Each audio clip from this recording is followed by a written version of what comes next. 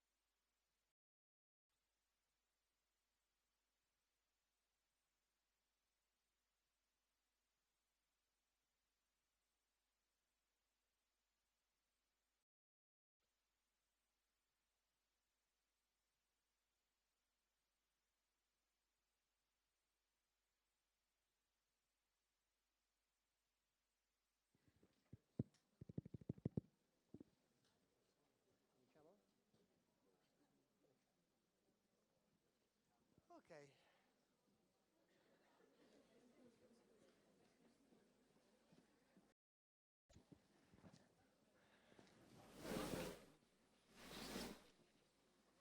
Bene.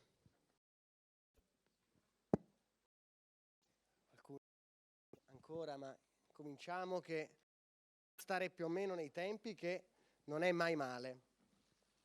Ma 10 minuti è accettabile, meno dell'accademico. Buongiorno. Devo dire che è con estremo che vedo tante persone in sala, perché a mio giudizio l'argomento di oggi è fondamentale, è importantissimo. Adesso vediamo perché. Intanto, prima relazione, che è l'introduzione ai lavori, vi presento i relatori di oggi, che sono persone con cui vogliamo portare avanti un discorso anche più lungo, con cui ci siamo in tempi più o meno remoti. Abbiamo Igor Vitale, ci parlerà di tematiche web, e lui si occupa principalmente di formazione, ma la sua attività di promozione è nota a moltissimi, credo che il nome non giunga nuovo. Sasha Bonetto, che si occupa di selezione del personale, quindi anche tra le tante cose. Qui è una presentazione molto rapida, quindi anche come presentarsi, come avere a che fare con le persone, non tutte le scritture, giusto? Monica ha fondato il primo social magazine in Italia, che è Gush Magazine. Gush. Nicolò Di Magazine, ma insomma. Francesca Andrisani, che porta con successo una miriade di progetti presso le pubblicazioni, e quindi di questo anche ci parlerà. Adriano Legacci, nel senso che fonda le pagine blu che tanti di noi conoscono, e quindi si occupa molto di web, e Mauro Pertile, che è l'addetto stampa dell'ordine degli psicologi, quindi giustamente un giornalista, che ci parlerà dei rapporti con la stampa. Molto molto fiero di questa squadra, rappresenta una prima carrellata. È importante pensare che l'argomento è mastodontico, non si esaurisce oggi. Oggi introduciamo la questione e cerchiamo di capire perché dobbiamo dedicarci a che non è mai stato fortemente presidiato dagli psicologi e dalla psicologia. I risultati sono così, quindi insomma cerchiamo di risolvere la situazione. Certo, avere già una forza nel marketing sarebbe molto bello, però d'altra parte, giusto dandoci un tono, diceva che il miglior momento per piantare un albero è 10 anni fa, ora è adesso. Introdotto così, trabiccolo Sasha, se si è scaricato, che fa? Ah, va avanti. Uno deve immaginarlo come, non lo so. Vabbè, parliamo di futuro, perché ci permette di ripensare la professione in termini di contenuto. Noi sul contenuto siamo fortissimi. Noi ci formiamo quanto credo nessun'altra categoria. Siamo assolutamente competenti sul nostro.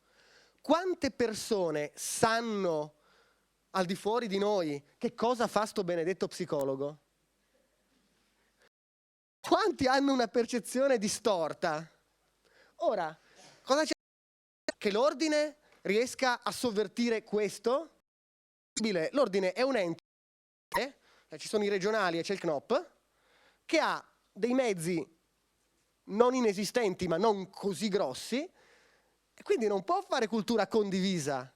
È importante che siamo tutti noi a fare una corretta ed efficace promozione della professione. In questo modo forse riusciamo a cambiare anche come le persone ci percepiscono e anche come percepiamo noi la nostra professione. Quindi è un percorso corale importantissimo, non si può demandarlo a qualcun altro. Il fatto che siamo in tanti è importante, il fatto che siamo in tanti dimostra che possiamo farlo insieme, ma l'ordine non può farlo. individuare, comprendere e presidiare già quelli esistenti. Ora vedremo poi che cos'è il marketing, questa parola brutta. Servirà, uno, a individuare nuovi spazi, perché nel momento in cui si analizza un mercato, chiamiamolo mercato, poi se qualcuno soffre la parola mercato, facciamo un'analisi della popolazione, non ci formalizzeremo troppo sui termini, non è un corso di marketing, ci vorrebbero minimo 40 ore, non è neanche il momento di discutere sulle terminologie, poi questo possiamo farlo in secondo tema. Chiamiamolo mercato. Se analizziamo il mercato possiamo vedere dove è scoperto. Presidiare già quelli esistenti. Beh, su quelli esistenti pensiamo alla questione del benessere, tutta la psicologia non del disagio. Non mi sembra che la stiamo presidiando così bene. Siamo forse non capaci di gestire il benessere delle persone, di aumentarne il benessere, di aumentarne la produttività? Sembra che lo sappiano fare solo quelli della professionalità innominabile. No, è che siamo in streaming nazionale. E, tra l'altro saluto tutti gli amici da casa, che so essere tanti. Quindi vanno anche presidiati meglio. Cioè, abbiamo fatto una giusta promozione al fatto che non ci occupiamo solo di disagio? Insomma, si può migliorare. Dobbiamo costruire la categoria. Nel momento in cui, pensate ai medici, i medici si fanno concorrenza tra loro, però hanno una serie di concetti che hanno ormai appreso da 2000 anni e li portano avanti. Se senti 10 medici senza che si siano parlati tra loro, ti dicono le stesse robe, l'ambito medico è nostro, punto. E ci hanno ragione, è classicamente loro, ma non è che se lo dimenticano, sono una serie di punti cardine della categoria che tutti loro portano avanti con un certo successo. I medici sono tanti e fanno massa critica. Noi abbiamo avuto qualche... Siamo qui a cominciare un processo che ci porti a essere compatti su una serie di punti che ci interessano a tutti. Questo è marketing, non è poi così tanto una parolaccia. Superare i preconcetti interni ed esterni.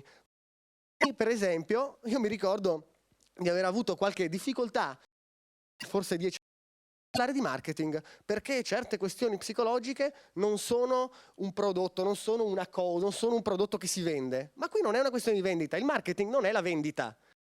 È pensare all'interazione delle persone, prodotto, passando per i bisogni e arrivando per poi arrivare alla soddisfazione. Questo è il marketing, non è la vendita. Non si parla di strumenti di vendita, non vi insegniamo a vendere aspirapolveri. Non sarebbe neanche deontologicamente corretto, credo, non lo so, non ci ho pensato, ma non mi interessa. Quello di cui parliamo oggi è definizione di cosa facciamo e perché lo facciamo. Quindi il preconcetto che non possiamo anche promuoverci e fare del marketing in maniera seria è un preconcetto interno che possiamo. Quelli esterni, bene, ho già parlato, insomma, non vogliamo ripeterci. Perché il marketing? Perché non si tratta di vendita, si tratta di pensare la propria professionalità. È giusto che noi approfondiamo le nostre tecniche, le nostre tecnologie, i nostri modelli, però a un certo punto dobbiamo anche approfondire la visione della professione che svolgiamo, altrimenti siamo fortissimi e non lo sa nessuno. E non mi pare un gran bell'affare.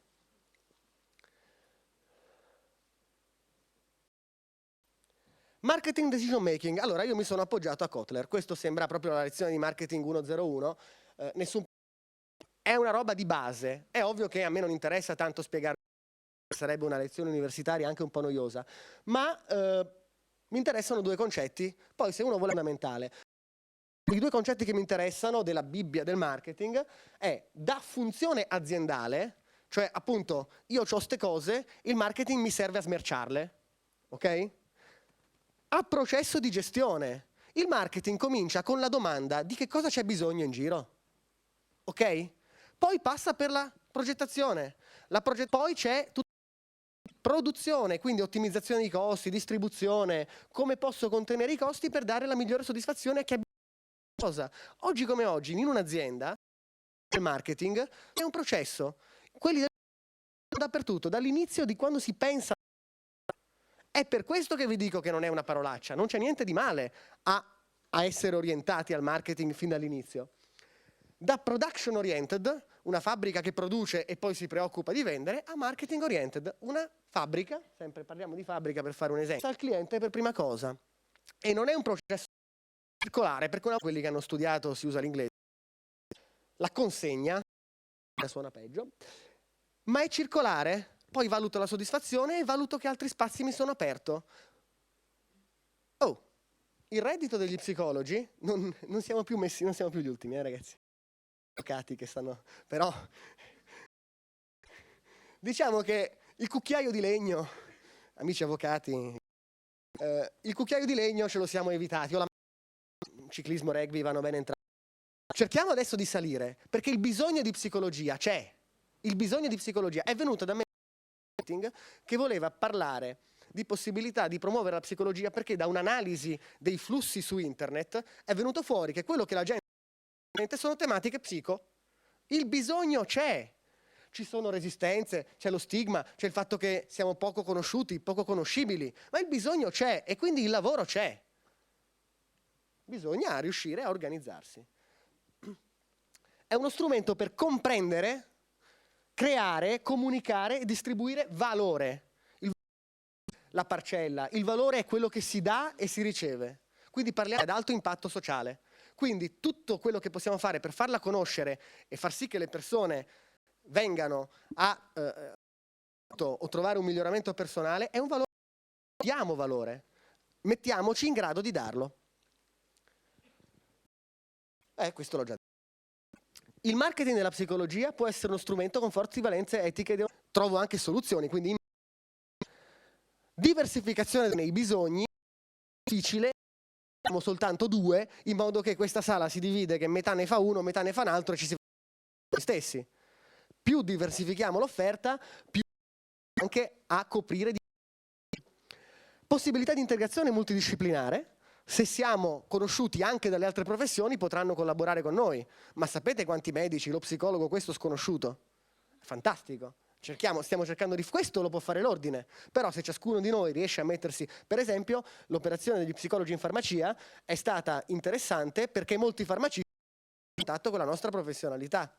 Se andiamo a contatto con gli altri riusciamo anche a portare a casa una conoscenza della psicologia. E opportunità professionali, vabbè, butta via. Il marketing mix, prodotto, prezzo, promozione, punto vendita, sono le 4 P di Kotler. Ok? Proprio A, B, C del marketing. Ci interessano da un punto di vista prettamente psicologico. Lasciate perdere prodotto, non l'ho sostituito perché sono 4 P e non mi veniva nient'altro con la P. Anche punto vendita, sono in inglese le P. Però mi sembrava un po' una papponata metterlo in inglese. Allora, prodotto. Conoscere il proprio prodotto. Chi saprebbe descrivere le domande, poi la parte interattiva la lascio a qualcun altro. Questa è un'introduzione. Ma chi saprebbe descrivere bene il suo prodotto, cioè quello che fa, o la psicologia?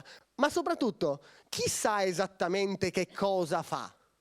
Perché faccio lo psicologo, vabbè, grazie. E già lì definisci psicologo, adios. Ma poi, se vogliamo cercare di intercettare i bisogni delle persone, non si può dire faccio lo psicologo, faccio un po' di questo e faccio un po' di quello. Noi non abbiamo le specializzazioni per via della legge istitutiva, ma oggi come oggi il mercato è segmentato. Pure gli avvocati, proprio per risolvere il problema, se non vogliamo dietro gli avvocati si stanno iperspecializzando, non esistono più nemmeno le categorie di amministrativista, penalista. Ci sono i penalisti specializzati in una, due specifiche. È ovvio che ti riduci una nicchia, riduci il mercato tuo a una nicchia, ma quella nicchia riesci a non soltanto ottenerla, ma anche a soddisfarla. Se io faccio clinica la mattina, aziende la sera, il giorno dopo mi occupo di anziani, è possibile che la qualità del mio lavoro necessariamente, cioè posso fare tante cose, ma siccome sono considerati oggi come oggi così fondamentali, forse molto concreti e molto, ma sono proposte, cioè poi vediamo questa cosa rapidamente. Conoscere il mercato, sappiamo che offerta c'è, sappiamo che cosa c'è in giro, se vogliamo fare psicologia della famiglia, sappiamo se c'è un consultorio familiare dietro la porta di casa mia. E soprattutto, che cosa fa sto consultorio? Può fare degli invii? C'è un punto in cui si ferma? Conosciamo il mercato? Sappiamo quanto... Se voglio occuparmi di famiglia, lo conosco il tasso dei divorzi? Sono tutte robe che non hanno a che fare con la operazione, con quello che io faccio con la famiglia. Quello è un altro paio di maniche. Io parto dal presupposto che ciascuno di voi sia in grado di fare una prestazione di altissimo livello. E nessuno mi convincerà del contrario. Ma ci sono tutti questi aspetti ci possono portare a farla. Adattarsi al mercato. Se ci sono 10 consultori familiari e 2 psicologi della famiglia nell'arco di 300 metri, forse è cos'altro. O forse è il caso che pubblico di più, divento fortissimo e allora mi metto a livello dei migliori di questi 200. Altrimenti vengo necessariamente... Non è cattiveria dei colleghi che stavano là, che fanno, spariscono perché sono arrivato io che voglio fare questo. Un po' di flessibilità aiuta. Creare il proprio brand. Chi di voi pensa di avere un brand? Stamattina non so quanti, alla fine stamattina spero di più, tra un anno spero che ci rivedremo e tutti tirerete sulle mani. Non era una domanda comunque. Per ora le lascio agli... Il brand è qualcosa che ci rende riconoscibili. Non c'è niente di riconoscibili. Freud era riconoscibile. Ah, il prezzo. Non c'è il tariffario. Oddio, oddio, oddio. E vabbè, ci dobbiamo adattare alla legge di mercato. Se le leggi dicono che dobbiamo fare così, lo dobbiamo fare. Analisi della clientela potenziale. Sto ai Parioli o a Scampia, forse, con tutto il rispetto, voglio dire, un po' stereotipati, ma che vengono in mente, forse il tipo di prestazione e il prezzo che ci do saranno diversi. Lo psicanalista alto che ha una clientela altolocativa, vado tranquillo da una parte, non mi conosce nessuno e piazzo 500 euro, così nessuno si sente preso in causa, per una seduta e nessuno mi arriva, e mi dico, oddio, cosa starò sbagliando? Cosa esiste? C'è qualcuno che fa le mie stesse cose per dei prezzi minori? Come fa? L'idea della legge di mercato è che la gente debba comunque campare. Ergo, o qualcuno sta lavorando in perdita, e allora è un problema, oppure bisogna capire come fanno a tagliare i costi, oppure bisogna far capire perché il costo maggiore che metto è un valore aggiunto. Girava fuori una vignetta con cui c'era praticamente una tipa che stava tatuando dietro uno, gli stava facendo un disegno orribile, tipo un dinosauro stilizzato, un bambino di 5 anni, e sotto c'è scritto c'è sempre qualcuno che farà un prezzo minore. Vabbè, però allora facciamo valere il valore aggiunto dato da un prezzo diverso, però ricordiamoci che è una variabile, ecco, non ce lo dimentichiamo, fa parte della professione. L'analisi dei costi, beh, già detto, quanto mi costa fare questo, quanto margine posso ricavare, quanto mi costa, se lo studio mi costa troppo, è sovradimensionato, è troppo grande, è troppo lussuoso, forse devo... E la politica di pricing, questa oggi non la introduciamo soltanto, ma scrematura, io abbasso i prezzi per vedere se riesco ad avere...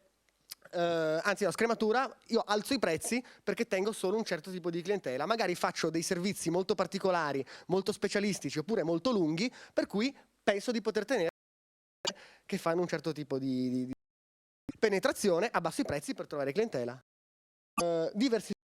Faccio diversi servizi a diverso prezzo. Sostanzialmente sono idee che ciascuno di noi può maturare. Target, punto vendita, il punto vendita è dove stiamo.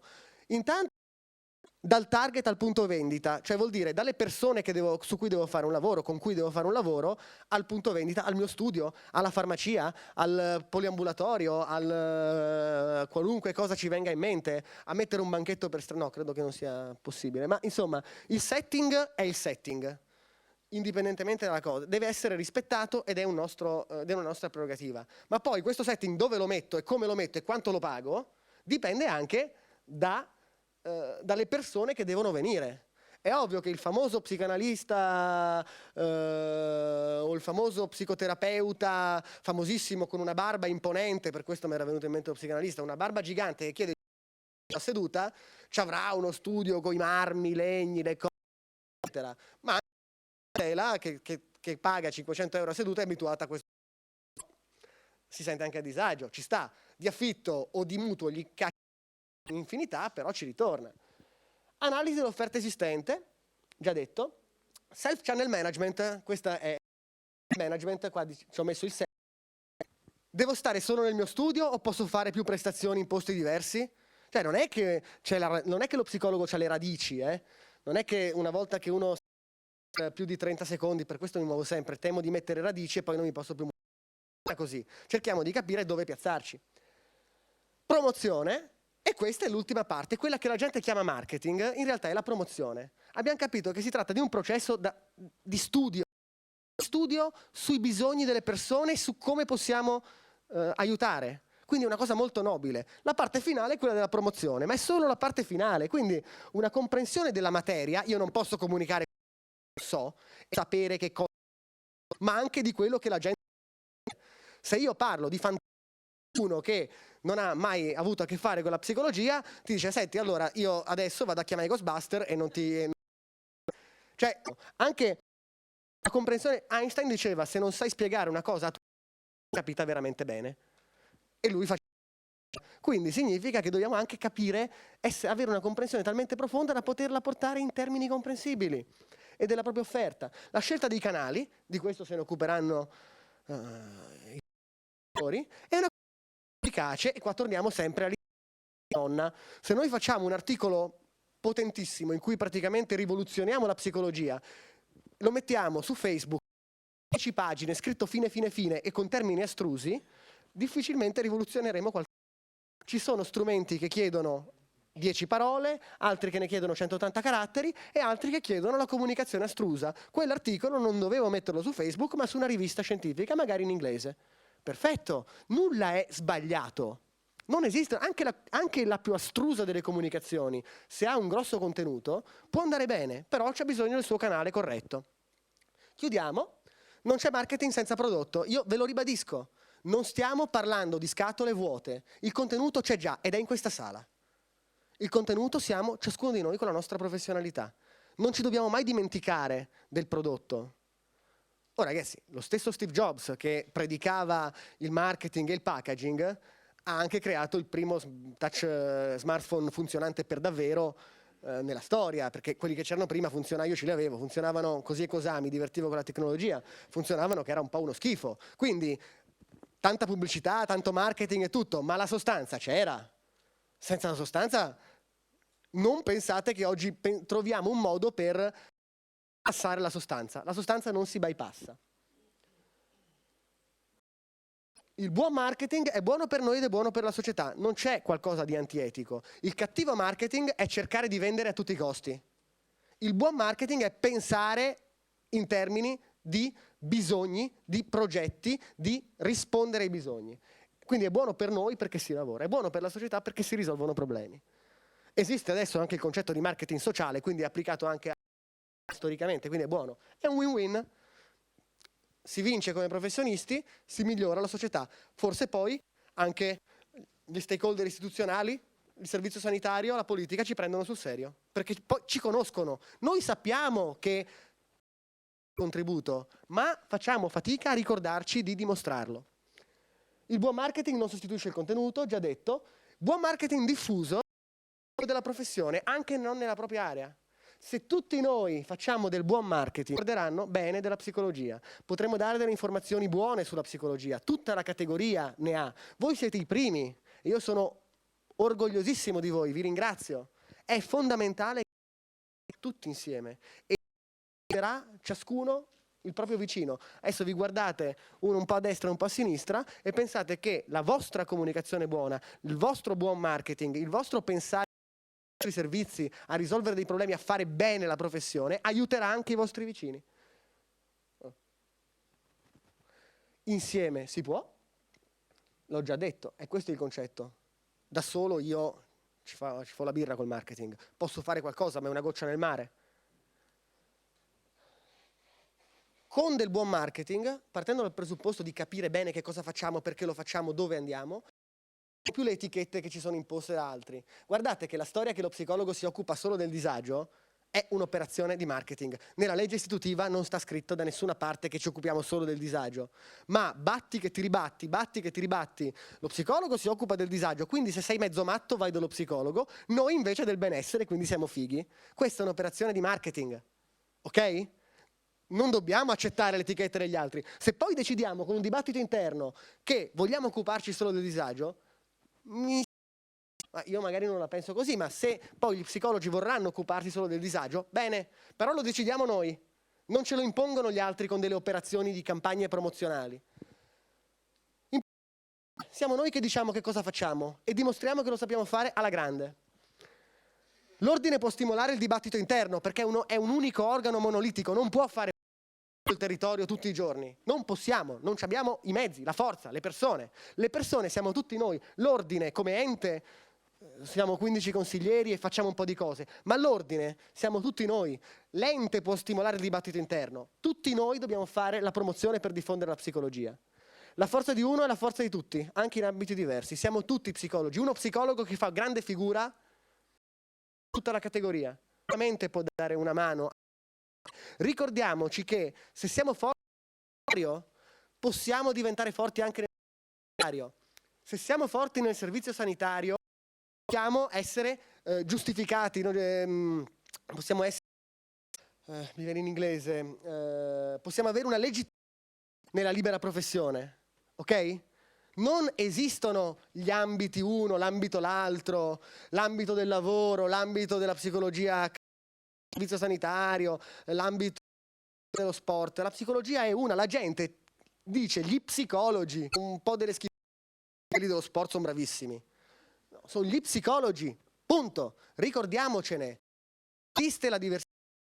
Anche le attività dell'ordine, se ci vedete anche fare un po' dal servizio alla libera professione, è perché nel momento in cui il sanitario diventerà più discriminatorio come è intendimento della regione, se siamo una professione forte e riconosciuta, riusciamo ad andare in convenzione, a essere presenti, a lavorare. Se siamo tutti, nessuno si ricorda di noi, ciascuno deve dare il suo contributo, ma se lavoriamo insieme, possiamo fare. Ho messo... No, ho messo alla fine... piccolo. Ah! Vabbè, ok, abbiamo capito che è già andata, lascia fare, va? Dicevo, non ho messo il logo, non ho messo immagini dell'ordine, ho messo solo l'indirizzo mail, l'indirizzo del sito. Da lì trovate la mail, trovate il cellulare, c'è un ordine preciso di dare il cellulare a chiunque lo richieda. Non mi metto a distribuire bigliettini perché mi pare... Siamo lì per questo. Cioè, non mi serve che voi vediate il logo dell'ordine. Contattatelo. L'ordine siamo tutti noi. Ed è fondamentale che riusciamo a fare un'azione corale. Quello che possiamo fare noi è cercare di aiutarvi, aiutare insieme, fare da collante. Se nessuno se vuole incollare, la cosa diventa un po'... Quindi sta a voi. Adesso vi lascio a... Sasha, sei te prima? Cava, va. Vi lascio a Sasha Bonetto. Come avrete capito, la mia era un'introduzione sul marketing come concetto. Poi abbiamo una parte di marketing, diciamo, vis-à-vis, o più di relazione, e poi abbiamo i mega strumenti tecnologici e come produrre degli scritti e come come iniziare a pensare a come promuoversi anche sul web, che oggi fa la parte del leone.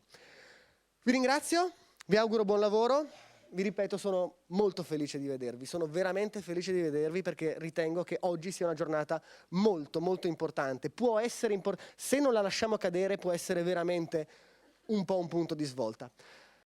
Ti ringrazio, grazie mille.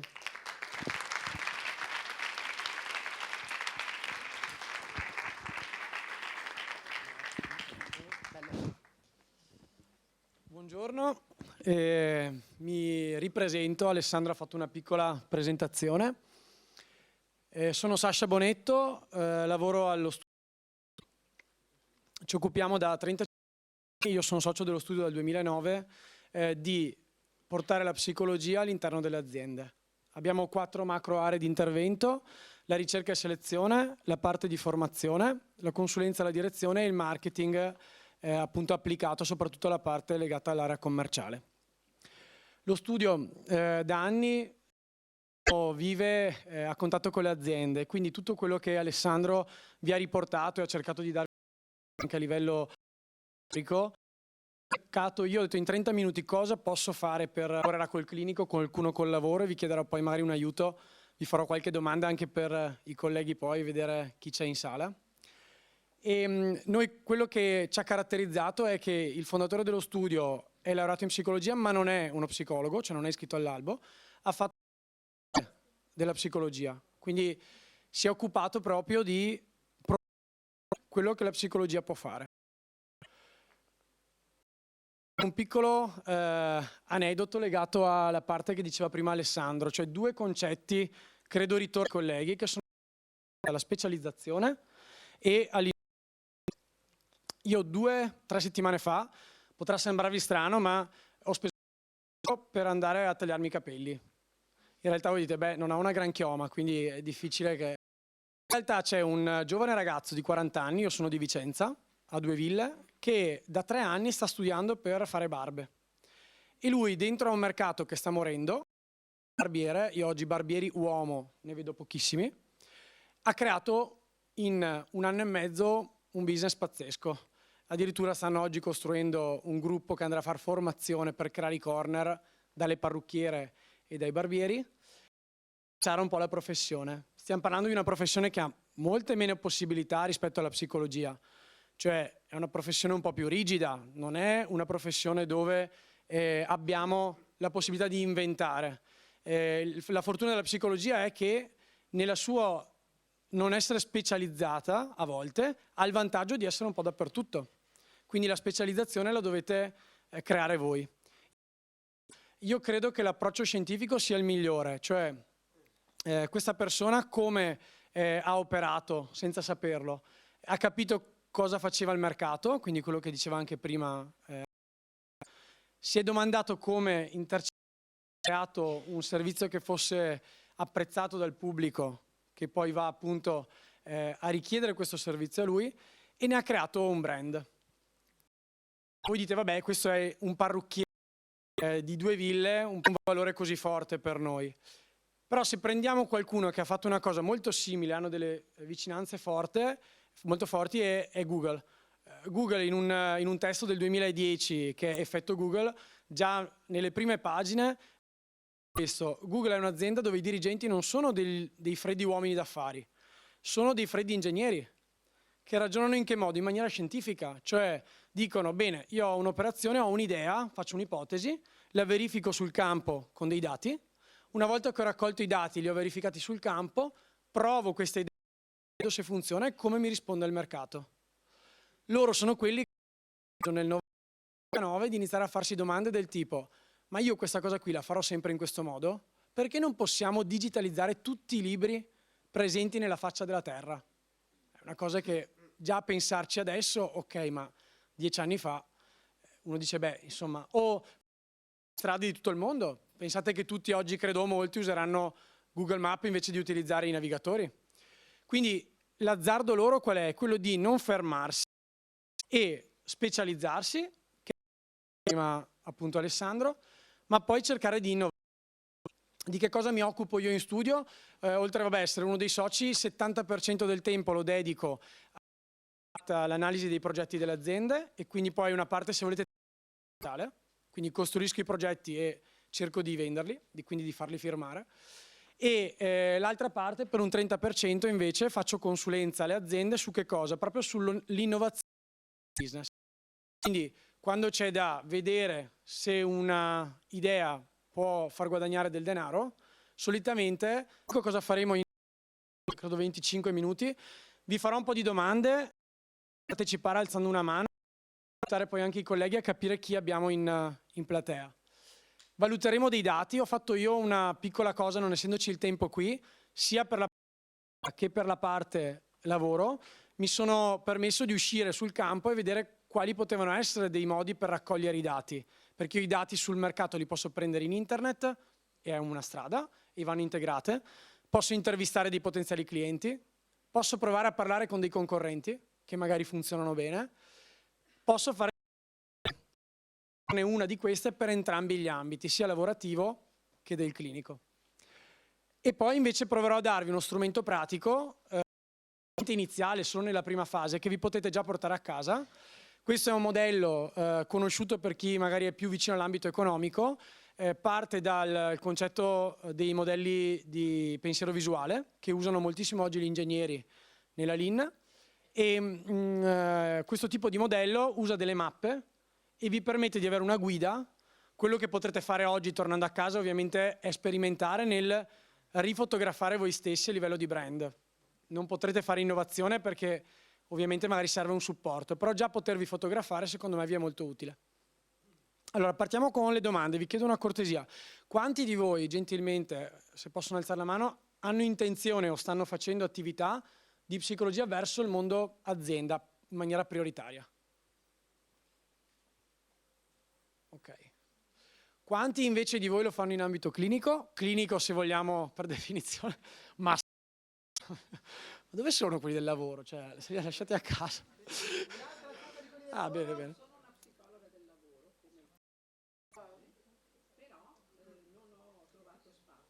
Ok, questo aspetto. Vi faccio un'altra domanda. Quanti di voi hanno in passato, magari prima degli studi o durante gli studi, in cui hanno venduto? Hanno fatto attività di vendita? Su bene le mani? Sì, sì, attività di vendita, anche un po' più spinta di quella clinica, diciamo, dove non si può. Se lavoriamo sulla parte patologica è difficile spingere.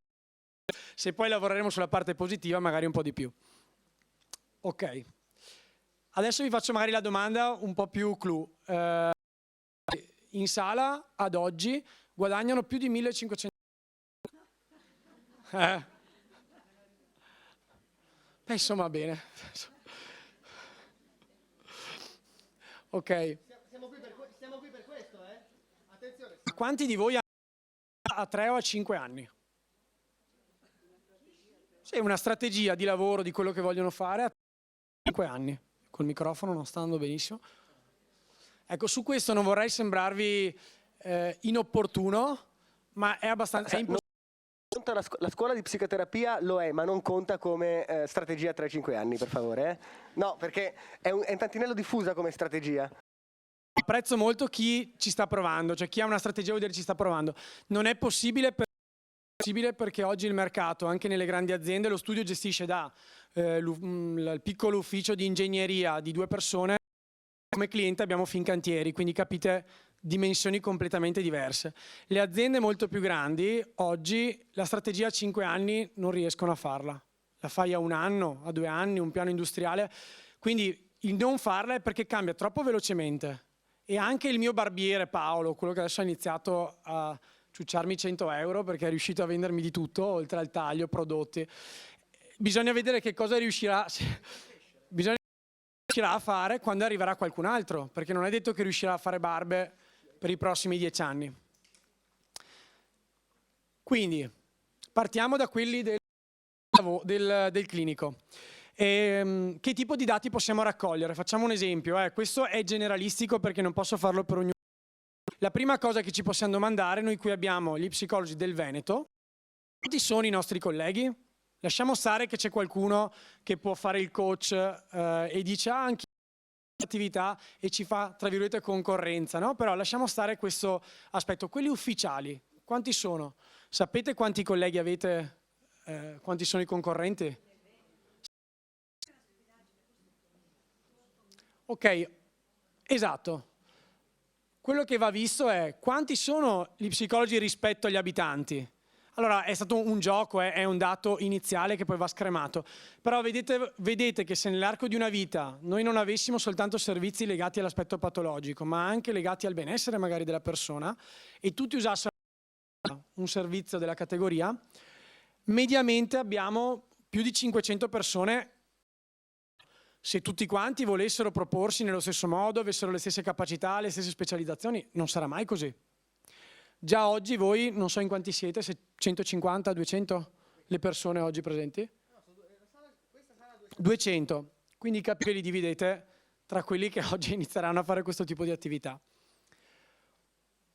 Io quello che sono andato a fare ho fatto per la parte clinica un imprenditore, essere se vogliamo un concorrente, cioè un imprenditore che ha un poliambulatorio molto grande, una clinica in cui fanno attività verso il privato, quindi fanno visite mediche, hanno molti medici. La parte è quella psicologica. Vado a verificare con lui se è vero che non siamo tanto specializzati e il fatto che non c'è un forte interesse oggi per questa attività. Ho chiesto a lui per quale motivo non spinge sulla parte psicologica e mi ha risposto in maniera da imprenditore. Fa: per me non è economico. è antieconomico. Faccio: cosa intendi guida? Fa: io se ho una saletta in cui guadagno il 25% e metto dentro un ginecologo che fa visite preparto, mi chiede 150 euro di un quarto d'ora. In un'ora sono 600 euro, di cui io me ne tengo 50. Se invece domani io ci metto uno psicologo, che una seduta sono 45 minuti, 80-100 euro, per me non è interessante. Questo è un più o un meno per noi? Secondo me è un più. Cioè, ad oggi almeno, difficilmente avrete come concorrenti strutture che già hanno un forte bacino verso il mondo privato da un punto di vista medico. Quindi la cosa che vedo io è poter andare a raccogliere i dati. È importante di scremare e iniziare a rendervi conto, in funzione dell'idea che avrete, se dopo questo percorso o usciti da qui deciderete di crearvi una vostra specializzazione, quanto spazio avete rispetto al territorio in cui voi operate. La stessa cosa, sempre molto velocemente, ho provato a farla per la parte legata al lavoro, che magari conosco anche un po' meglio. Le aziende in Veneto, questo è un dato che quando faccio degli interventi sulle altre categorie, la parte economica piuttosto che quella giuridica, abbiamo fatto degli interventi con dei commercialisti quest'anno che vogliono reinventare il loro brand e anche con degli avvocati. Anche loro sono dati che spesso non 1000 e sì. Nell'ambito del lavoro anche questo non, come avete ben visto dalle alzate di mano, ma se lo dividiamo per tutti, ognuno avrebbe 50 aziende. Se ognuno avesse 50 aziende e riuscisse, vi assicuro che i servizi che vendiamo noi come studio sono ben più cari, a avere un servizio anche continuativo da 200 euro al mese, con 50 aziende avete circa 100.000 euro l'anno. Oggi ho fatto spannometrico, ma non è così finto. Cioè, una selezione oggi per qualcuno che magari lavora nel settore ha un valore economico tra i 3.000 e i 10.000 euro. Cioè, inserire una percentuale sulla retribuzione annua lorda della figura che poi viene individuata. Quindi anche qui vi dicevo abbiamo 50 persone, anche in questo caso ho detto, Alessandro parlava di fare delle sinergie con altre materie, con altre discipline. Noi collaboriamo con la parte economica e con la parte ingegneristica, perché quando la Lean, il processo, posso introdurre il processo, ma se poi le persone non mi danno una mano a cambiare, cambio gran poco all'interno. E quindi ho intervistato l'amministratore di Considi, che è il primo player in Veneto per quanto riguarda la parte Lean nel territorio, e ma io non capisco che cosa voi potete fare. Che io di primo acchito difendo la categoria e dico: ma come? Non è possibile che non capiscano. Però se non capiscono, non capiscono. Cioè non è un problema all'azienda cliente che doveva fare un lavoro di building, dovevano creare una costruzione di gruppo. Fa: ma questa cosa qui la fate anche voi? Io faccio: come la facciamo anche noi? Cioè, cioè per me è normale. Un consulente che ho conosciuto in una delle istituzioni del territorio, sì, che è una figura un po' ibrida, cioè si occupa di motivazione, si occupa di coaching, si fa cose un po', no, di vita. Quindi, vista la parte dati, andrei su quella magari più operativa e possiate avere anche uno strumento. Vi trasmetto intanto una cosa delle storiche opzioni date anche da COT 3 settimane fa, è un po' la ricetta dei clienti, per poi fare la ricetta, la vedremo insieme. I clienti sono team, la squadra. Se noi iniziamo a specializzarci, probabilmente c'è un vantaggio forte se vi aggregate e fate dei piccoli gruppi di lavoro. Secondo, potete ridurre il rischio dell'investimento, cioè se deciderete di fare un sito internet, della pubblicità, della promozione, lo potete dividere per le persone che rappresentano di gruppo, non avete un branding a lavoro. Attività in più, avete sempre la possibilità di non dire vai da un altro, ma rimane all'interno del vostro gruppo. Time può essere una cosa banale, ma non lo è. Cioè molte volte vi sarà capitato di andare a un corso, io per curiosità ho fatto un corso di ipnosi un paio d'anni fa, e poi quando esci, se non hai il tempo di fare quella cosa o di praticarla, ce lo dimentichiamo. Cioè, se dedicare il tempo, valutate quanto tempo avete e dedicate il tempo a poche cose, ma che vi portino un risultato, e soprattutto un risultato che voi volete verificare a livello numerico, che vi sia un ritorno, deve esserci sempre una verifica numerica. Test, quindi la parte scientifica che vi dicevo prima, cioè non è un'opzione one shot, cioè non è una cosa che io parto, la faccio una volta, funziona, ma questo è il marketing, questo è la costruzione del vostro modello economico, di business. È in realtà un continuo, provo, sperimento, riprovo, sperimento, provo, esperimento, è ciclico, non dovrete mai stancarvi, lo fa Google per non fare la fine che ha fatto Nokia. Se l'è presa poi un player ben più grosso. L'ultima è quella secondo me più nuova e più interessante, perché ingredienti è Tell. Cos'è che ha di più rispetto agli altri? Racconta una storia. Cioè, quando vai lì è un'esperienza. Io vado lì, ha dei prodotti molto ricercati, l'ambiente è curatissimo, un po' vintage, ci sono le poltrone degli anni 30, cioè vivi un'esperienza, ti racconti.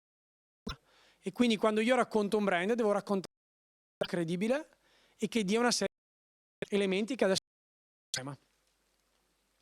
Vi dico il processo, quindi quelli erano gli ingredienti, questa qui è la ricetta. Allora, 1, valutare, quindi descrivere l'attuale modello che io vi darò come strumento da poter utilizzare. Migliorare, ecco, sul migliorare invece, se disegnare quello che fate, riuscirete a farlo su qualcuno che l'ha fatto tante volte, quindi che abbia modelli e anche capisca quali sono le criticità e conosca gli strumenti. Mappe come quella che poi vi mostrerò, che appunto una di quelle più utilizzate oggi è il Business Model Canvas di Alexander Osterwalder. Io poi oggi invece vi ho portato qualcosa più legato al branding di Luigi. Migliorarlo invece serve aver visto appunto diversi casi, anche perché le mappe che si utilizzano oggi sono più di 1200, quindi capire qual è quella più adatta non è così semplice. Anch'io arrivo fino a un certo punto, poi chiamo degli specialisti in base a quello di cui l'azienda ha bisogno. Agisci, cioè una volta che voi avete deciso di fare questa cosa, quello che dicevo prima, se la lasciate lì va bene, sì, ma non credo che vi sarà molto utile. Sarà una cosa che è passata come il mio corso, che poi io non ho più utilizzato. È stato curioso a livello culturale, ma non mi ha dato un valore aggiunto.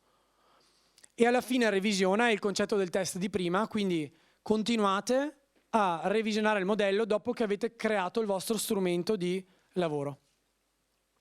Allora, questo è lo schema. A me basta soltanto, per chi vuole prendere appunti, che rifate lo schema, non tanto la parte scritta che adesso è specifico, le 9 celle. Se volete provare a disegnarvele, magari vi è utile se riuscite a farle. Sono 9 celle. Vi do magari qualche secondo così vi fate, chi vuole si fa il disegno. E poi partiamo con la prima. Vi do subito quello che io vi andrò a dare adesso. È proprio come dovete fare la vostra autoanalisi a casa con questo modello. Quindi vi do già io la sequenza da utilizzare.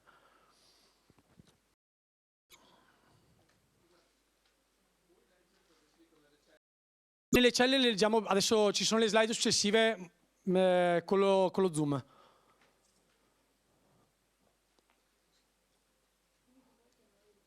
Solo lo schema. Potete comunque adesso andando avanti lo vedete e quindi rimane fisso. Parte dalle prime 3 celle a sinistra. Che cos'è che dovete provare a fare in attività di autoanalisi, diciamo? Le prime 3 sono identità o per credere. Identità cos'è? Dovete ridescrivere a casa tutto quello che è il vostro percorso fino ad oggi, lavorativo. Faccio un esempio.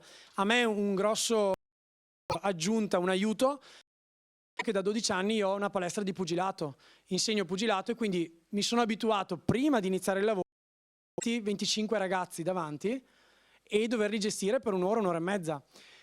La prima volta che ho avuto un gruppo di è stato un po' meno scioccante che magari chi lo deve fare per la prima volta. Quindi dovete proprio riportare tutto che rappresenta il percorso lavorativo, il percorso scolastico, le vostre caratteristiche personali.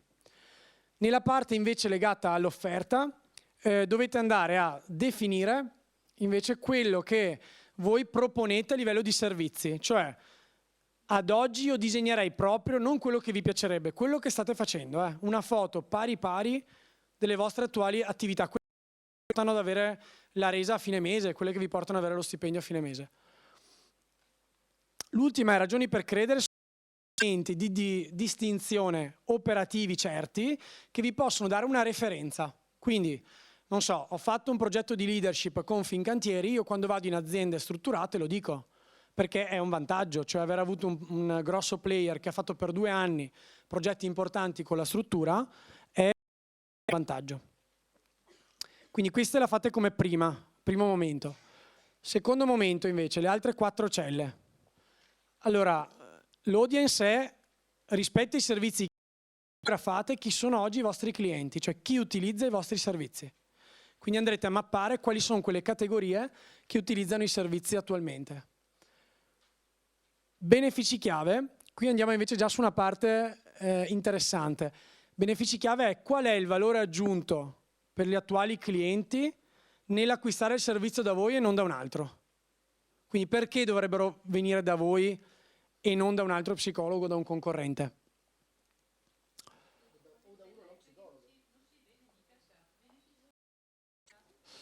Allora, benefici chiave ce l'avete ed è la prima da sinistra.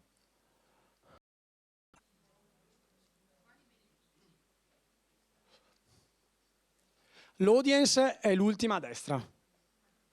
Poi eventualmente vi diamo comunque il link, lo darò a Alessandro, lo facciamo, vediamo come fare per farlo girare, perché purtroppo la prova era stata fatta a casa e non avevo questo elemento di distorsione. Trovate, io vi ho dato anche il nome, se voi digitate Canvas trovate tutto, sono strumenti open source, quindi non è una cosa vincolata.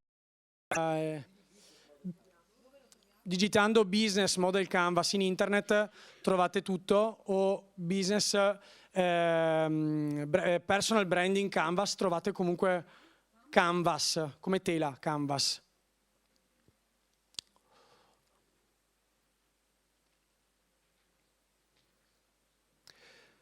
La parte invece di posizionamento è quello che rimane in testa al vostro cliente barra paziente di voi, cioè dove vi colloca a livello di mercato, cioè dove vi mettete. Siete quello che diceva prima Alessandro, date un servizio di fascia, vi riconoscono per delle specifiche. Cosa rimane rispetto a quello che voi volete trasferire poi alla fine al cliente? E l'ultima parte invece è la comunicazione che vedrete con i colleghi ed è legata invece a con che raggiungo i miei potenziali o attuali clienti barra. L'ultima parte, qui non c'è, è meno difficile, sono la parte legata ai risultati economici e all'investimento. A sinistra avete l'investimento e a destra avete il risultato.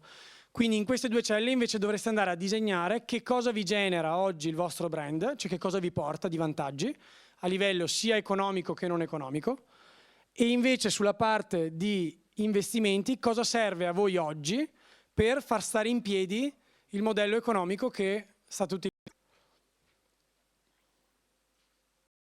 Questa è solo una mappa, quindi potete utilizzarla, è uno schema come ce ne sono tanti altri, forse è più facile da utilizzare, se lo stampate a casa e ci lavorate anche con dei post-it colorati, diventa anche piacevole poi per evidenziare alcuni aspetti rispetto ad altri.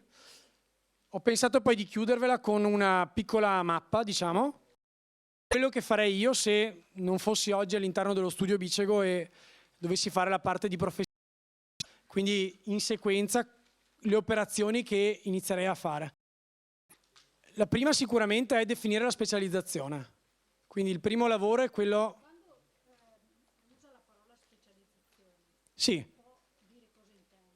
Per specializzazione era per non, magari per non tediarvi, ma era l'elemento di cui parlava Alessandro prima, cioè di andare a definire una competenza e una vostra abilità specifica che vi differenzi rispetto al mercato in cui siete molto bravi.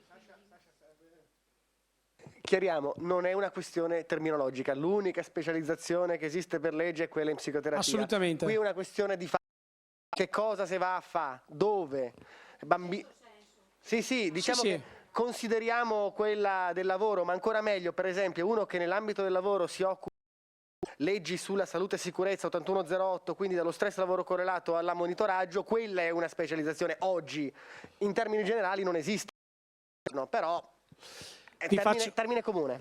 Vi faccio un esempio magari sul fatto medico, diceva anche Alessandro prima.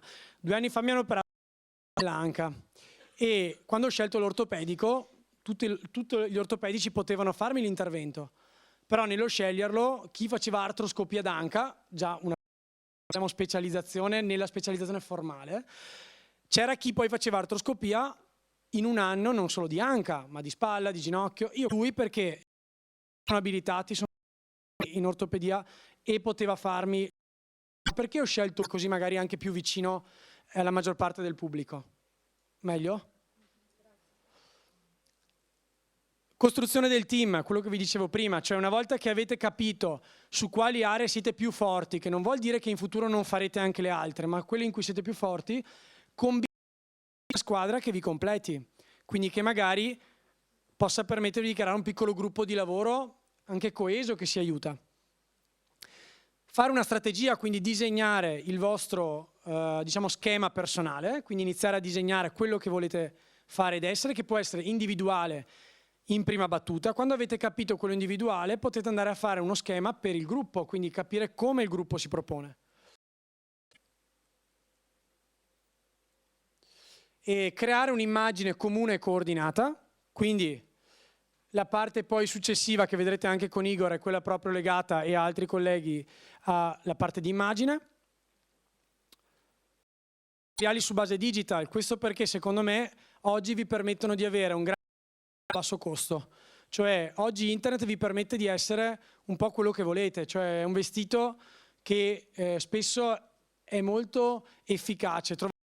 Di dimensioni, facevo un esempio a Igor al telefono parlando del convegno, 600 dipendenti a parità di settore, 2 fonderie, una di 200 e una di 600, quella di 600 non ha il sito internet, quella di 200 sì.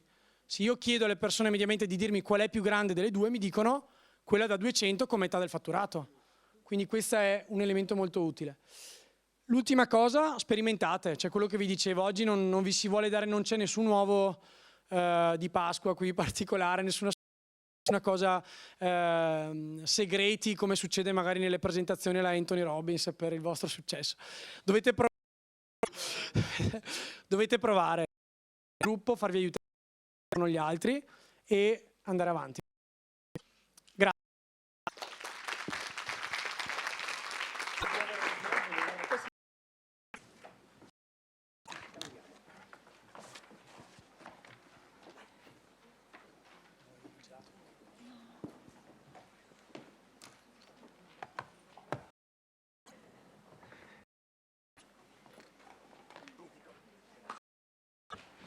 Si sente?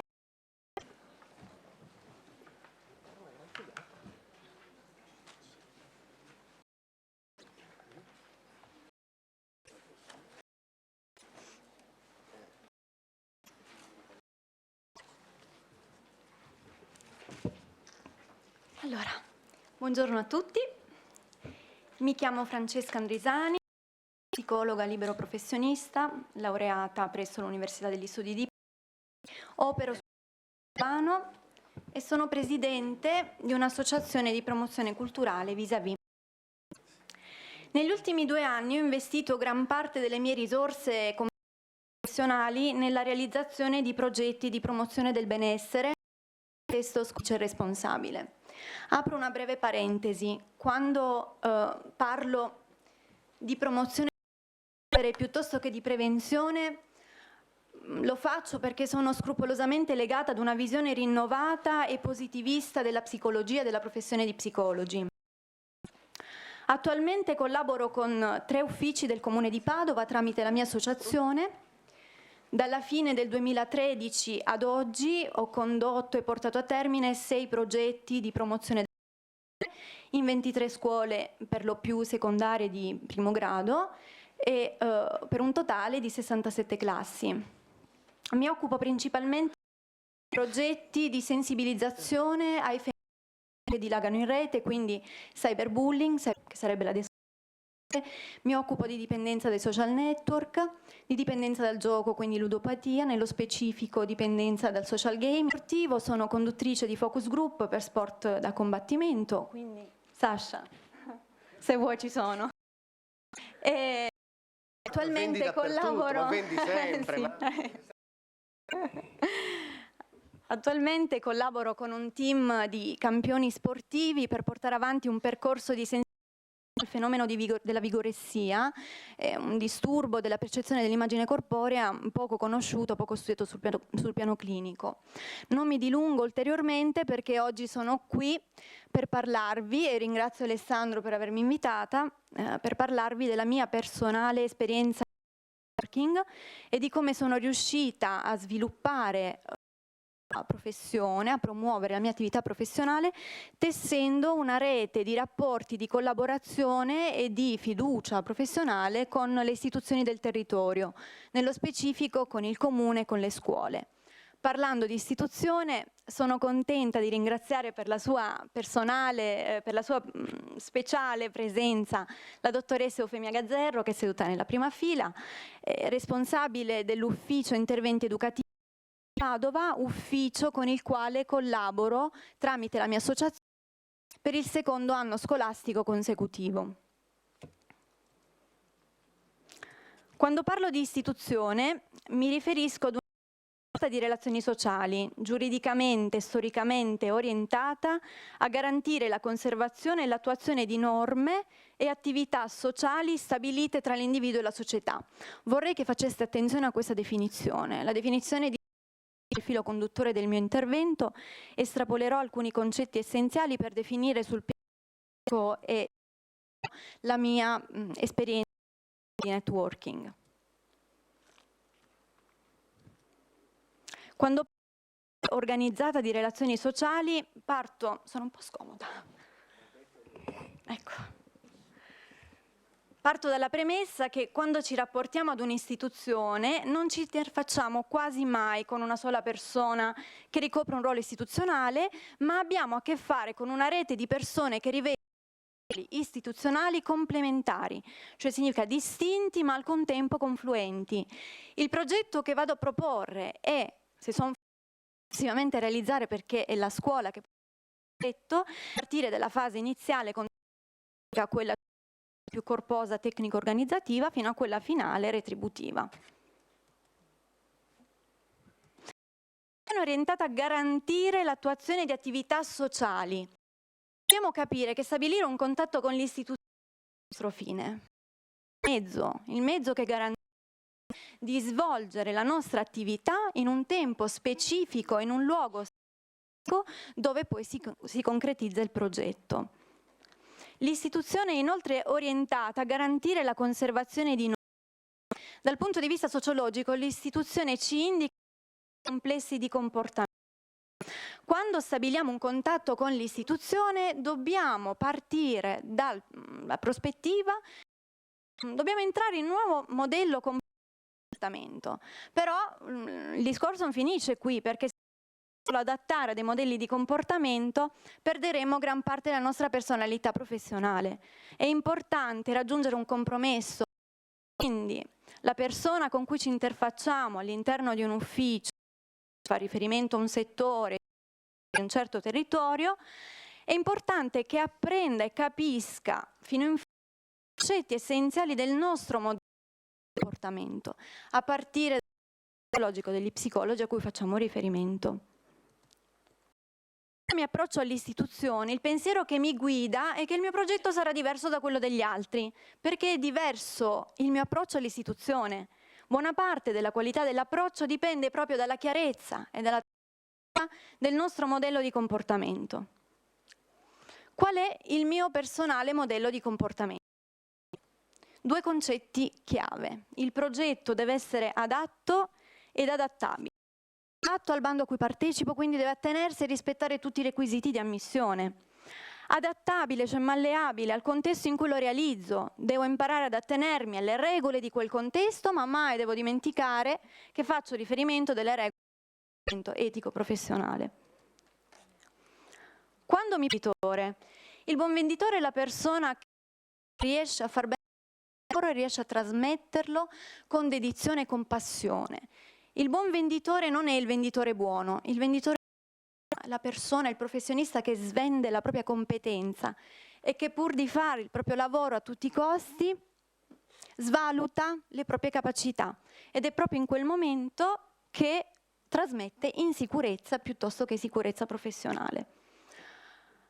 Devo essere un buon venditore, il prodotto non ancora disponibile sul mercato. Prima Alessandro parlava delle tecniche di packaging, io le ho apprese recentemente leggendo così casualmente, però mi hanno convinta perché il prodotto che noi confezioniamo deve riportare il nostro segno distintivo. Io ad esempio ho chiamato il mio primo progetto di sensibilità dai social network, l'ho chiamato Guardiamoci in Face. Se l'avessi chiamato di dipendenza ai social network probabilmente non mi avrebbe considerata nessuno. L'ho chiamato Guardiamoci in Face, è diventato il mio segno distintivo. Quando propongo il mio progetto devo essere in grado di venderlo contemporaneamente a più livelli, a più istituzioni. Il mio progetto è sottoposto ad un processo di selezione. Il comune è solo il mittente, informa, divulga il mio prodotto, il mio progetto attraverso dei cataloghi che siano online, che siano cartacei, ma il ruolo decisivo lo gioca la scuola, perché è la scuola che richiede verbalmente, esplicitamente, di realizzare quel progetto a seconda delle esigenze e delle preferenze. L'istituzione esce ed è garanzia del mio rapporto in un determinato tempo con una terza istituzione. Quando parlo di istituzione non è che dobbiamo pensare ad un'entità astratta.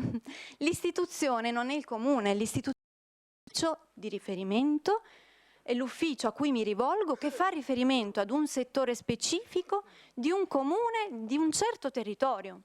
L'istituzione approva il mio progetto, stabilisce solo sul piano legale il mio rapporto con terze istituzioni, nel mio caso specifico con le scuole. Qual è la qualità di questo rapporto? Deve essere un rapporto di fiducia professionale che si autoalimenta. Io lo vedo un sillogismo, se sono fortunata è un sillogismo. L'istituzione si fida di me, la società si fida dell'istituzione e molto probabilmente si fiderà anche di me. Quindi è una fiducia che si autoalimenta, se tutto va bene. Oggi dobbiamo parlare di relazione, mettiamo al centro la relazione. L'istituzione, come dicevo prima, non è astrazione, è una rete di persone fisiche, noi abbiamo a che fare con delle persone. Come mi pongo e come mi propongo a un'istituzione? Innanzitutto raccolgo delle informazioni sull'istituzione. Ad esempio, io ho l'abitudine di visitare frequentemente il sito del comune per iniziare a inserire in agenda la cadenza annuale dei bandi.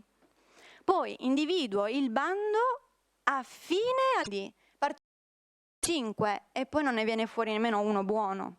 Significa che non ho valutato bene se questo fosse affine e adatto alle mie competenze. A selezionare anche.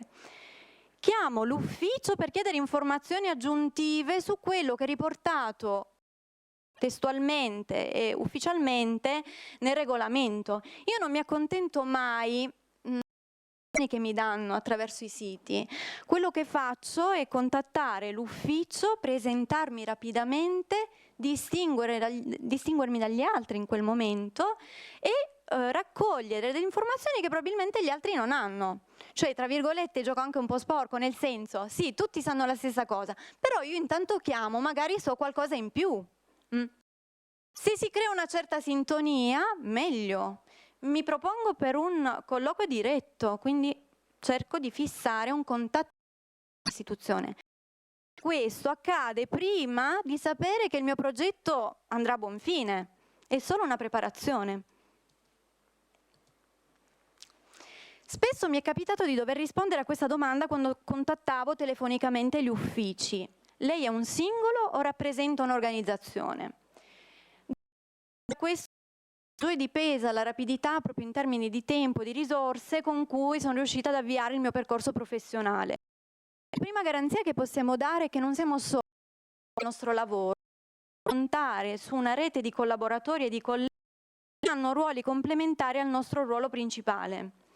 E penso, sono che non riusciamo a fare da soli quello che riusciamo a fare in rete con altri. I bandi pensati, quantomeno sul territorio padovano, per progetti sociale, e vedete che qui cambia qualcosa, non si parla di progetti benessere, si parla di progetti di utilità sociale, quindi cambia anche leggermente il linguaggio. Ecco, dicevo che dobbiamo imparare ad adattare. Sono pensati e riservati alle associazioni.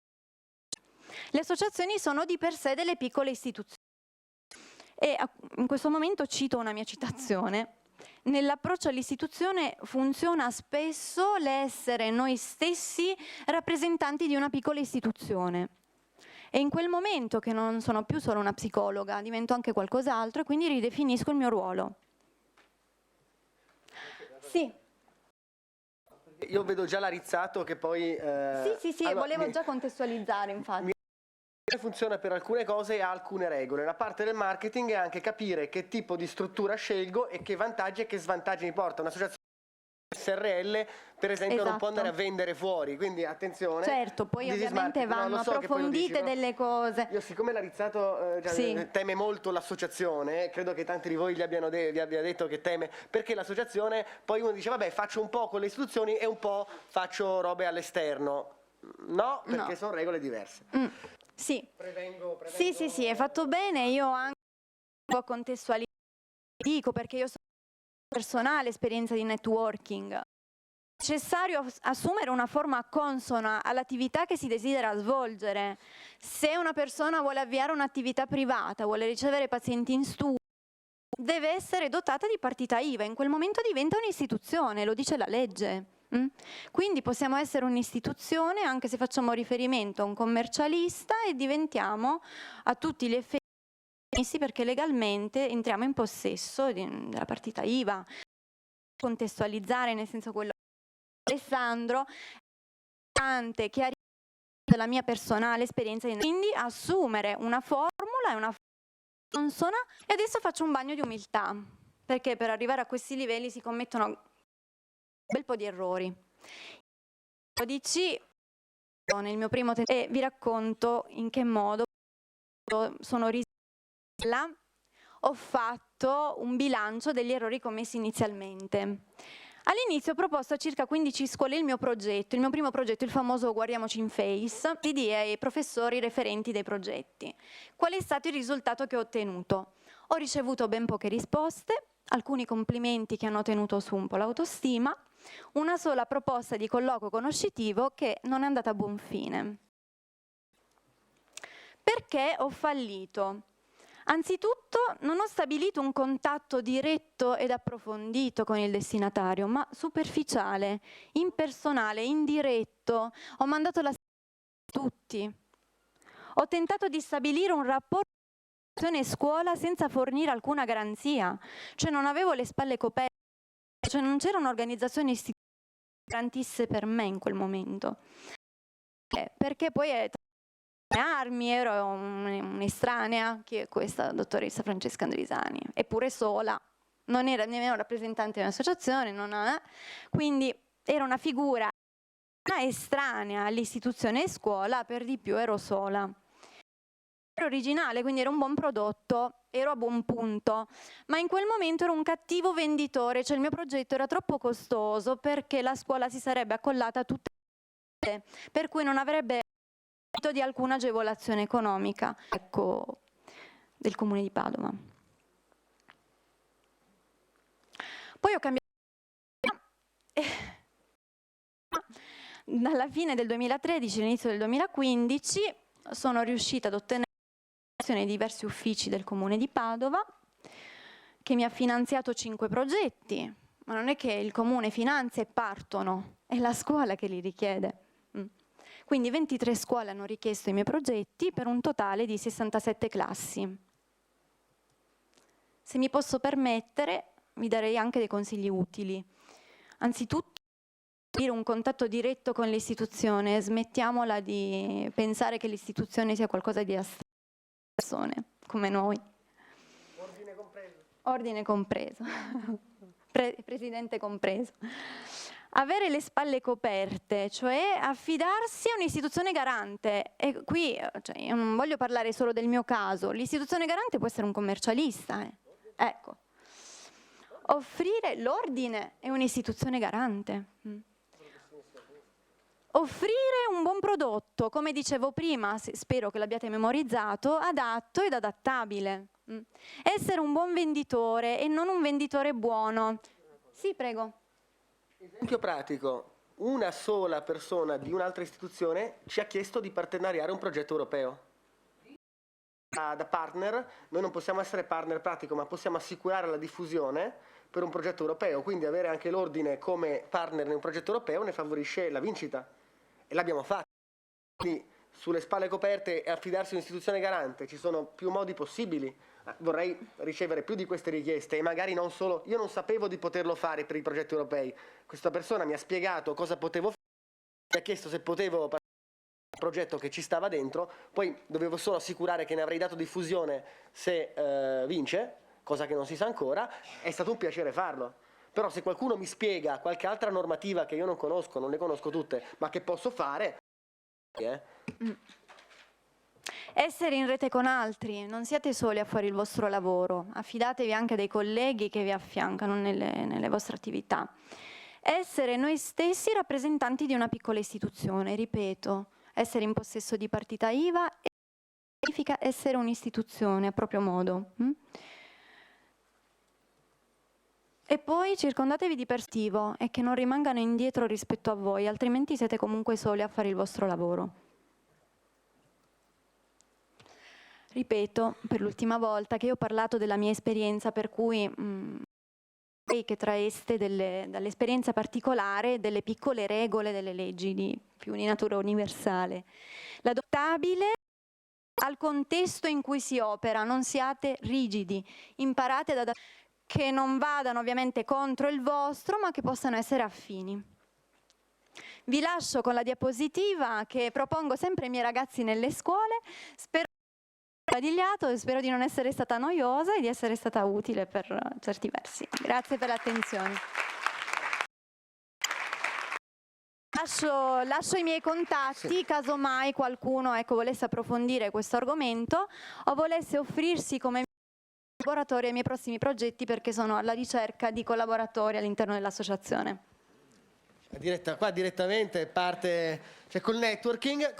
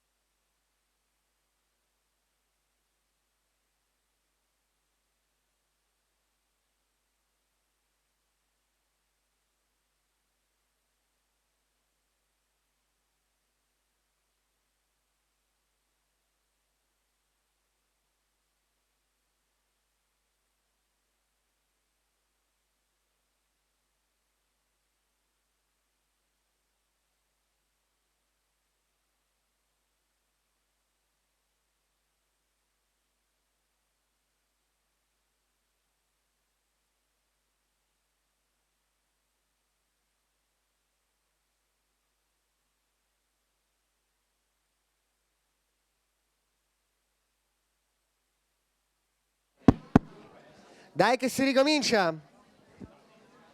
Avanti che ora c'è la parte web.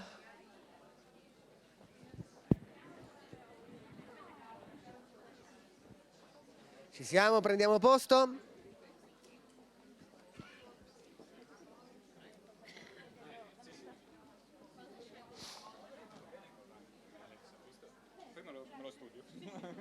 Bene. Ci siamo, ci sediamo, perfetto.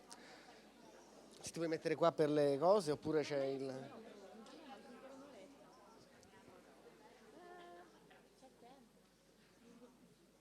Ah, che ragione c'è Mauro? Bene, ok, perfetto. Adesso partiamo a parlare di strumenti più distanti che però coinvolgono più persone e quindi lascio subito la parola a Mauro Pertile per quanto riguarda i rapporti con la stampa e con gli organi di informazione. Usi quello? Sì, resto seduto, io non ho slide da farvi vedere perché altrimenti vi distraete. Se non sono fatte tecnicamente bene, come i colleghi di prima, non sono efficaci, per cui vedrò di mantenere la vostra attenzione semplicemente con questa chiacchierata di questo nostro incontro. Permettetemi però una digressione in fatto di marketing rispondendo a Sasha in fatto di Barbieri, che dà l'idea perfettamente di questo discorso di marketing. Mi capitava quando ero lì a Roma, al gruppo L'Espresso, di aver avuto bisogno di andare dal barbiere. Chiedo dove andare, mi dice un collega, vai lì che abbiamo una convenzione, dice vedrai è molto bello. Faccio la strada, per strada penso, ma dico questo mi ha detto molto bello, non mi ha detto molto bravo. Per cui mi aveva un po' incuriosito. Poi entro in questo posto, io abituato da quando sono nato ad andare dal vecchio barbiere con la bottega di quartiere, vedo un cinema che si è aperto, un mondo del tutto sconosciuto in cui guardavo, dico ma dov'è che mi taglio i capelli? In cui sono stato accolto da una bellissima ragazza nera che mi ha cominciato a massaggiare la testa e ho detto boh, a un certo momento ho detto forse ho sbagliato posto. Insomma, la cosa è andata avanti attraverso vari processi, varie persone che sono intervenute e dico non so che conto mi arriva. Poi arriviamo al conto addirittura con una valutazione dell'operato in cui dico sì, tutto bene, esco dal negozio, io rimpianto fermamente il mio vecchio barbiere da 25 euro di casa mia che mi aveva tagliato i capelli molto meglio. Quindi questo per dirvi che il prodotto comunque è una cosa che è determinante nella vendita di un servizio o di quello che voi volete proporre. Lo vedremo anche per quanto riguarda i rapporti con il mondo dei media. Nella chiacchierata nostra io vi parlerò un po' di meccanismi di formazione delle notizie per capire meglio poi voi come potrete rapportarvi meglio, qualora ne abbiate necessità, con questo strano mondo dell'informazione o dei giornalisti che lavorano dall'altra parte della sponda nel vostro caso, perché diventano degli interlocutori per voi. C'era una volta ai ragazzi di bottega, chiamiamoli, e coloro che volevano avvicinarsi alla professione di giornalista, veniva spiegato così dai direttori, dai capi, con un piccolo aneddoto cos'era una notizia. E lo facevano con il classico esempio, forse qualcuno non proprio giovanissimo ne avrà sentito parlare, del il cane che morde l'uomo e l'uomo che morde il cane. E allora ci spiegavano che il cane che morde l'uomo non è una notizia perché è una cosa che può succedere, succede anche di sovente. Viceversa non lo è l'uomo che morde il cane, quindi quella può diventare una notizia. Lo è anche se ad essere morso però non è Mauro Pertile, ma è il sindaco di Padova. Così pure in un caso di un incidente stradale.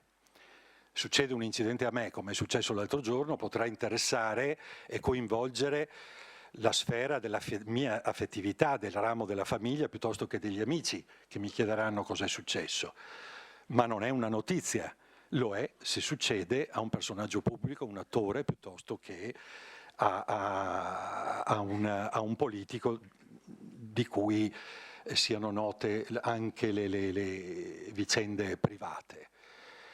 Notizia anche venendo in un tema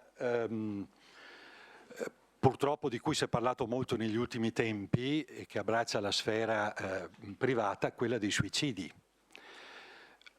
Un suicidio purtroppo di una persona che si toglie la vita nelle mura domestiche, se è una persona comune, non è una notizia che interessa più di tanto o non viene riportata, o viene riportata se è avvenuta per particolari modalità cruente, ma se non ha testimoni e passa inosservato al massimo con le iniziali, quali dovrebbe essere. Viceversa, uno che si toglie la vita in presenza di altre persone o in un ambiente pubblico ha ben altra rilevanza e di conseguenza diventa notizia e i giornali piuttosto che una televisione se ne deve occupare. Qui voi obietterete, immagino, sicuramente ci si trova in quella sfera difficile di equilibrio che è fonte di molti dibattiti, di contrasti tra l'esigenza della privacy in questo caso e l'esigenza dall'altra parte del diritto di cronaca. E su questo potremmo aprire ampie discussioni, ampi dibattiti, ma non è certo la sede e il contesto questo, ma questo solo per darvi un po' e spiegarvi una differenza tra cosa è e cosa non è una notizia per il mondo dell'informazione. Da qui ne capiamo alcune caratteristiche che sono di unicità di un fatto, di curiosità, di originalità, di un fatto che è insolito o che suscita particolari emozioni. Ecco, di questo un giornalista va in cerca delle storie da raccontare e le trova in queste componenti, in questi contesti. Poi c'è un altro elemento importante per trasformare un fatto in notizia o in non notizia ed è la vicinanza alla nostra comunità.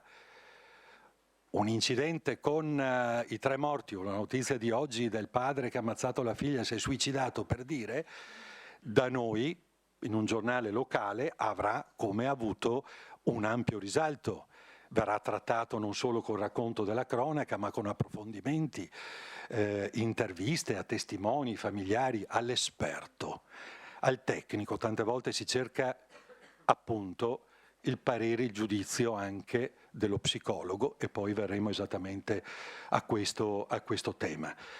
Quindi il fatto che sia avvenuto in un contesto a noi vicino crea una valenza importante e viene trattata in un certo modo. La stessa notizia accaduta a Bologna da noi può passare quasi inosservata, perché ne accadono tanti fatti di questo genere.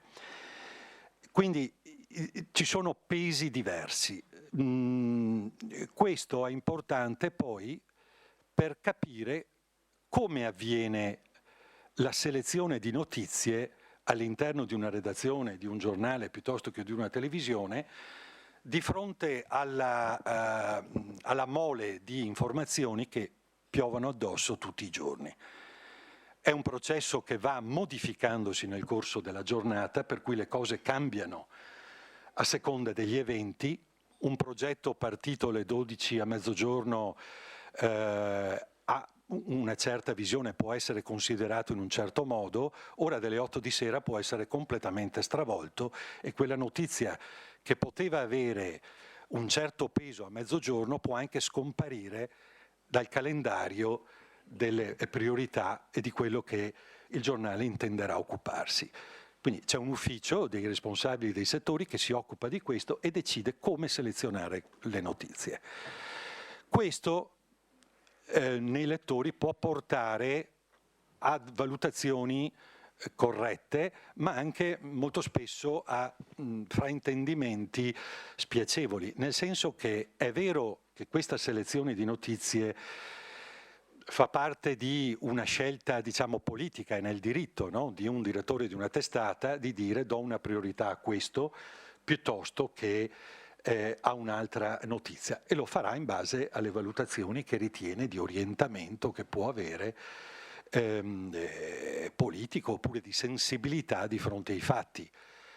Però è anche vero, e questo tenetelo presente anche voi qualora abbiate modo di rapportarvi con dei giornalisti o qualcuno legato al mondo dell'informazione, e considerate anche questo, che lo stesso evento è successo ieri e ha avuto una dilatazione nel giornale, perché magari in quel momento non c'erano notizie particolari. Per cui un fatto che ha quelle caratteristiche di cui prima parlavamo, quindi meritevole di essere considerato notizia, viene trattato e ampliato anche in una pagina, 2 pagine o quello che si ritiene. Lo stesso fatto il giorno dopo, in presenza di altri fatti o di una mole di notizie, in particolare di cronaca nera, perché piaccia o non piaccia è quella che fa vendere ancora i giornali, è quella che attrae di più, soprattutto nelle piccole comunità, avranno la precedenza su tutto il resto. E allora quel fatto di cui magari voi vi siete occupati o siete stati coinvolti subisce una sorta di declassamento, che non è un declassamento perché ho parlato io mi hanno censurato o quello che ho detto non era stato ritenuto corretto oppure hanno voluto dare priorità ad altri. Non è vero, perché in questo secondo caso che vi ho detto è semplicemente una scelta dettata dalla quotidianità della cronaca della giornata. Per cui evitate di cadere in questo errore che crea, guardate, dei malintesi, poi c'è chi telefona e dice e accusa magari il giornalista di aver frainteso, stravolto di aver cambiato eventuali accordi che erano stati presi. Non è sempre così, assolutamente. Molto spesso, vi ripeto, è dato proprio da questo, dalla sequenza. Tenete conto che le cose cambiano nell'arco della giornata e questo in un quotidiano è ovviamente importante. Il giornalista, vi dicevo, cerca le componenti che abbiano quelle caratteristiche. Ma quali sono le fonti dell'informazione per un giornale? Il giornale è diviso poi nei suoi vari settori, per cui c'è chi si occupa della cronaca nera e quindi farà i giri in questura, dei carabinieri, dei vigili del fuoco, in ospedale e raccoglie lì le proprie informazioni. Chi segue la giudiziaria quindi avrà contatti con avvocati piuttosto che magistrati, con i cancellieri, seguirà i processi, e queste sono le altre fonti per chi segue questo tipo di materia, di indagini. Chi segue la cosiddetta cronaca bianca andrà in comune, in provincia, parlerà con gli assessori, il sindaco, andrà in regione, quindi quello è il proprio bacino. Chi segue l'economia andrà al sindacato, agli enti associativi, agli organismi e raccoglie notizie dalle aziende. Quindi questo è il modo, sinteticamente, in cui piovono poi sul tavolo di lavoro questa mole di notizie quotidiana. In questo io mi chiedo allora, lo psicologo può diventare a sua volta una fonte di informazione per una testata? E se sì, come? Con quali modalità? Io credo che lo psicologo possa sicuramente diventare di notizie a condizione che vengano rispettate le stesse, quelle condizioni che vi dicevo prima, per spiegarvi cos'è una notizia e cosa non lo è.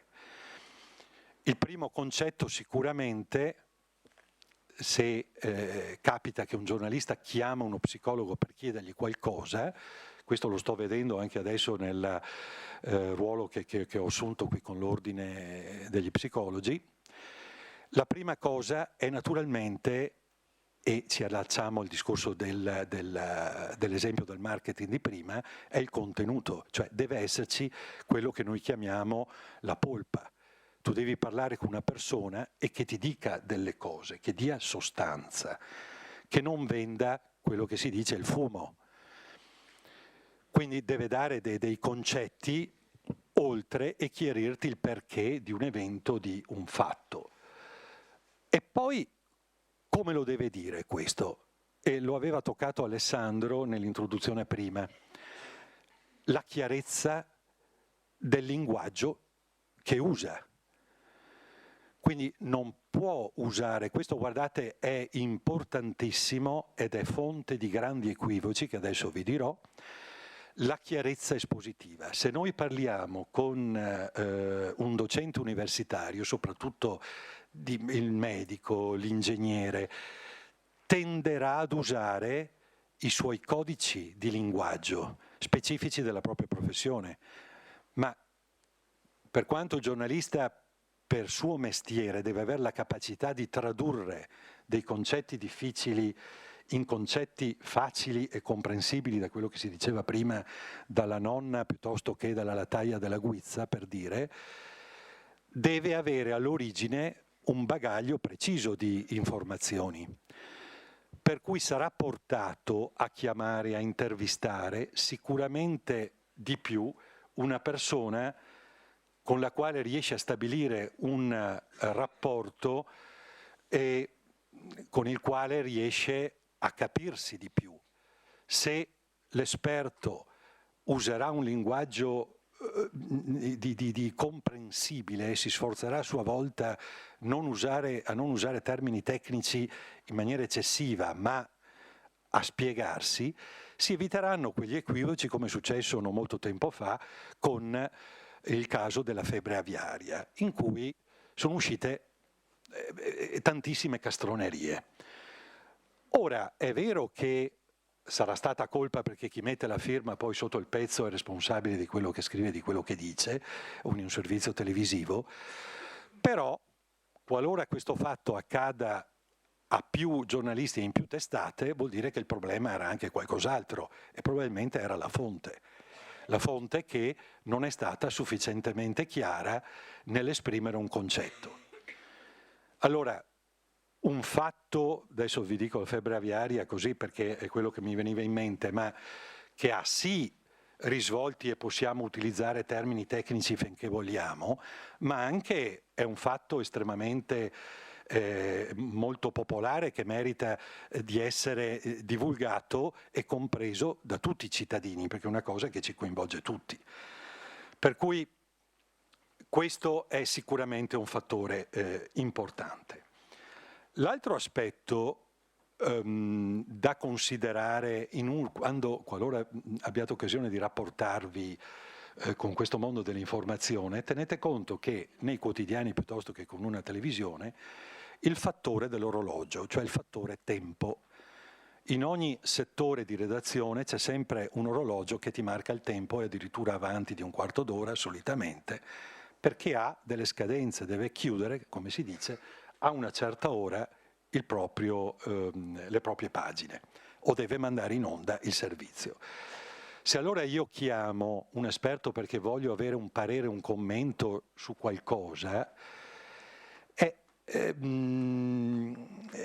certamente mi attendo una velocità di risposta che molto spesso non è considerata. Ora è pur vero che magari tu chiami il professionista e sta lavorando, giustamente magari è in ambulatorio, è in sessione e quindi devi aspettare che finisca, gli spieghi la cosa, lui dopo magari ti dice devo informarmi per capire effettivamente cosa è successo e deve andare in cerca, poi deve elaborare magari il pensiero che deve dire, il contenuto, però se arrivano le 8 di sera tremano i polsi a chi è dall'altra parte perché è completamente fuori orario e non ha la certezza di avere in mano il materiale.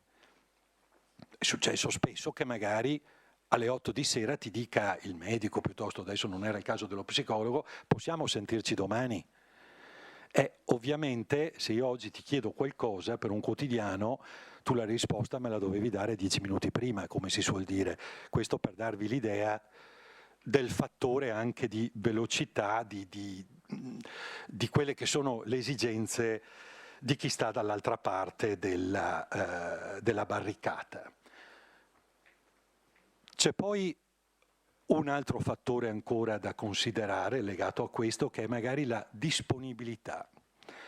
Ora, dicevamo prima, noi possiamo considerare diritto di privacy e però abbiamo anche il diritto di cronaca. In presenza di un fatto, anche laddove la cronaca abbia risvolti contenuti particolarmente cruenti o fastidiosi, soprattutto per gli addetti dei lavori perché dà fastidio trattarli, ma di questi però un giornale, una televisione ne deve dar conto.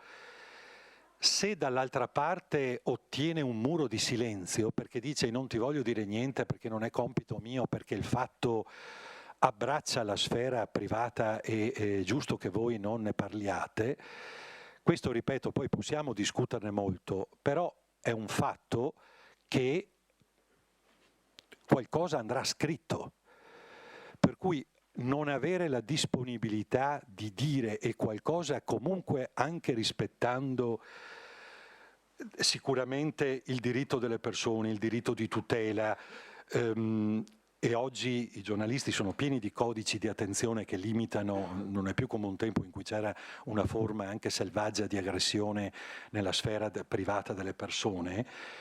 Oggi c'è molta più attenzione, gli ordini sono molto più rigorosi in questo. Quindi chi sta dall'altra parte, e penso, non so, una direzione generale di una ULSS solitamente, dovrebbe avere la sensibilità per evitare poi che escano castronerie di dire qualcosa. La fonte ufficiale deve dire quello che gli è consentito in base ai propri codici, ma dovrà dare un parere, un intervento che poi il giornalista raccoglierà. Quindi, non so, mi viene in mente un fatto che ricorderete tutti, particolarmente spinoso, quel bambino di Cittadella con l'adozione che era stato, ecco, è stata una cosa che indubbiamente di un imbarazzo notevole, ma come fai a non trattare e non affrontare il tema? Quindi ci deve essere, oltre alla descrizione del fatto di cronaca avvenuto sotto gli occhi di un sacco di gente, anche chi ti dica e ti spiega, l'esperto che ti può dire e ti può spiegare. Questo evita che poi escano errori oppure giudizi. Eviti, ed è la cosa più fastidiosa per chi fa il mestiere del giornalista, di sentirsi arrivare la telefonata il giorno dopo di dire ma hai scritto una cazzata perché hai detto questo e questo. Ma se ti ho cercato perché non me l'hai detto ieri? Ecco, questo per dirvi, cercate di mettervi nei panni poi di chi comunque svolge il proprio lavoro e cerca di raccontare delle storie e dei fatti. Dicevo, la fonte, lo psicologo come fonte. Lo può diventare come una fonte grande per chi opera nell'informazione è l'avvocato. L'avvocato fa una forma di self-promotion in ogni caso. Perché? Come si comporta? Instaura un rapporto, questo è vero, che è dettato dalla quotidianità che hai di magari vicinanza con un cronista che frequenta tutti i giorni le sale di Palazzo di Giustizia, per cui ha i propri informatori, diciamo, c'ha l'avvocato amico, va dall'avvocato, gli chiede hai qualche storia da raccontarmi? Hai qualcosa? Se non lo fa lui, molto spesso lo fa l'avvocato, che alza il telefono e dice guarda che ho presentato un ricorso per questo motivo contro la tal persona. Guarda che c'è stata una sentenza che mi ha dato ragione su questo argomento. Poi il giornalista valuterà il peso, la portata di del fatto, ma magari una notizia anche di poche righe può uscire su quell'evento. Questo è una forma ovviamente di promozione per il libero professionista. Anche lì spesso succede, mettete sempre le storie che hanno a che fare con i tali avvocati, che anche questo può essere vero, ma semplicemente perché i contatti li hai più spesso con alcune persone piuttosto che con altri. Lo stesso avviene con i magistrati, con i cancellieri. parlando di tema di materia giudiziaria. Ecco che è importante comunque il fatto che si possa creare un rapporto tra due interlocutori. Io giornalista mi sono trovato bene a parlare con questo psicologo esperto di bullismo per i fatti che avvengono nella scuola e sarà facile che io lo richiami nell'occasione successiva di un fatto del genere, perché con lui mi sono trovato bene. Perché? Perché ha rispettato quelle condizioni di cui parlavamo prima e di cui vi dicevo, no? Quindi è efficace a sua volta in quello che comunica, in quello che mi dice.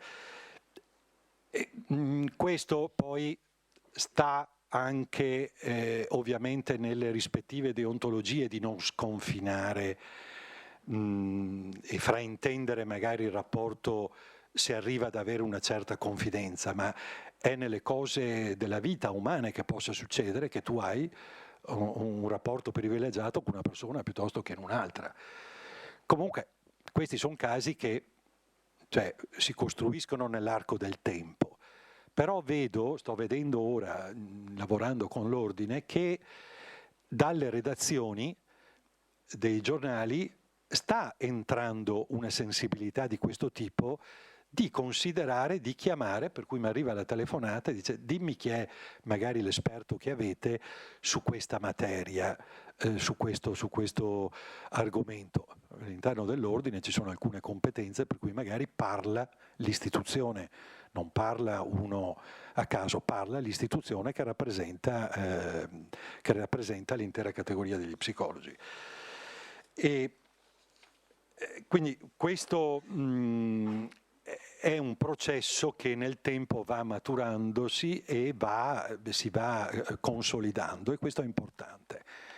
C'è poi un'altra forma che secondo me voi avete in mano, potrete avere, perché immagino che lavoriate o in studi, in gruppi di lavoro, che ci sia una produzione anche di ricerche, di materiale, no? Di presentazioni che avete fatto, magari una serie di analisi. Guardate, questo è materiale di cui molte volte sfugge.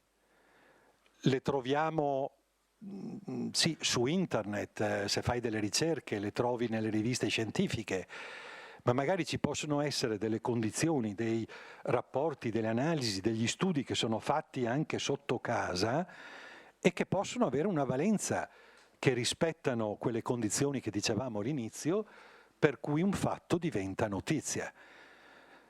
Ecco, questo consideratelo che può essere sicuramente una materia che poi a voi stessi dà una visibilità in qualche modo.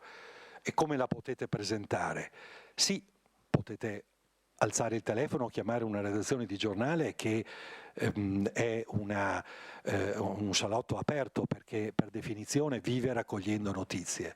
Per cui se presentate uno studio che ha una sua originalità, che ha dei dati, e ce ne sono tanti ovviamente che trattate anche voi, fa parte di un interesse collettivo, di un interesse generale che verrà pubblicizzato, presentato.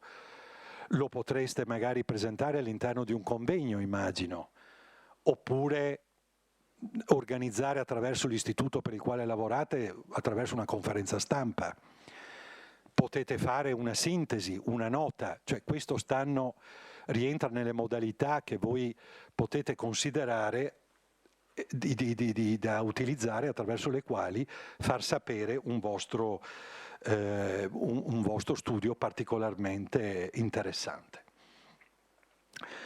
Io mi fermerei qui, naturalmente sempre disponibile poi eventualmente per domande che vogliate pormi, ma spero di avervi dato così cognizione di causa su questi meccanismi che sono importanti per capire come vi potete rapportare, per evitare equivoci, e come affrontare, se vi dovesse capitare l'occasione, di parlare e dover diventare voi protagonisti di un'informazione. E questo è importante per avere una maggiore efficacia e visibilità da parte vostra. Grazie.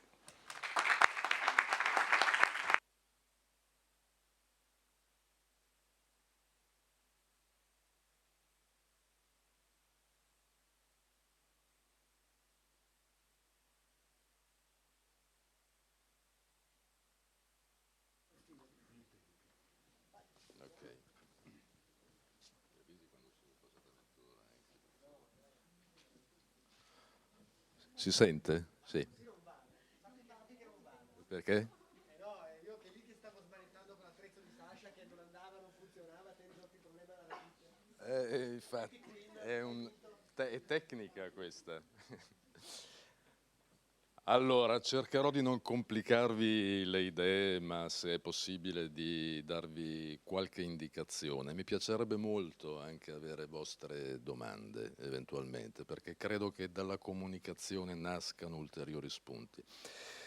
Alla nonna di Einstein e alla lattaia della guizza di cui parlava Mauro, io aggiungerei mia figlia di 16 anni, che ha una conoscenza empirica di internet, ma non teorica e tecnica. Qualche volta, per devozione filiale, si degna di chiedermi qualcosa. In genere la risposta che mi dà alla fine è questa: papà, sei stato come i manuali di Windows e della Microsoft. Tecnicamente ineccepibile, ma io non ho capito niente di quello che mi dice. Allora speriamo di non fare la stessa cosa, e se avete qualcosa da chiedere, chiedetelo.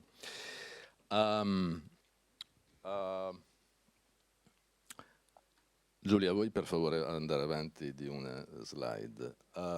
Siamo diventati 90.000 colleghi, siamo tanti e non siamo certi che ci sia un'opportunità per tutti.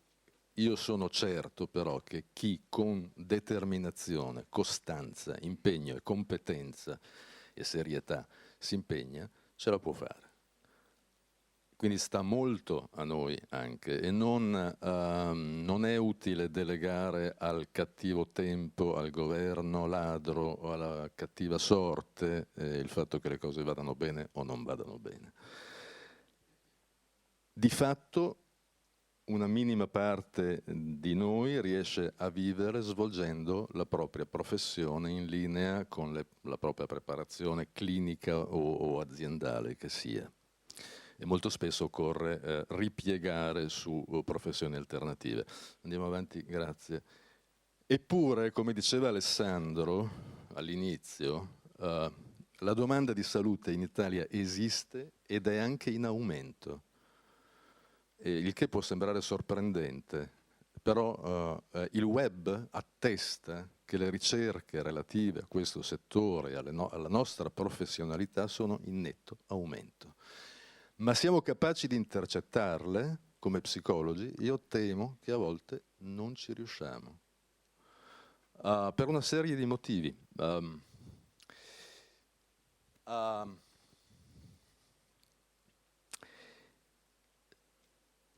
Alessandro diceva un'altra cosa molto interessante: rischiamo di farci etichettare come coloro che si occupano esclusivamente della salute mentale e di farci scavalcare invece nel senso più globale, più ampio della salute, del benessere, da altre figure professionali. Voi tutti conoscete i consulenti, counselor, mediatori spirituali di varia natura, eccetera, che in maniera molto accorta stanno utilizzando, spesso in maniera più competente di quello che facciamo noi come psicologi, i nuovi media.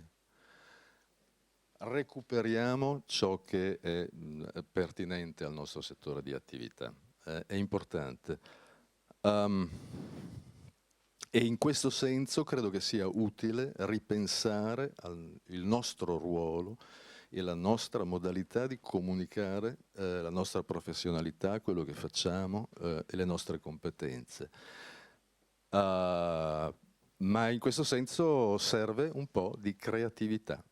Il fatto che voi siate qua oggi è uno splendido segnale, perché vuol dire che alcuni colleghi, voi fra i primi, intendono affrontare con una modalità nuova di pensiero, un po' più laterale rispetto a quella tradizionale, il tema, con un po' più di creatività e di fantasia.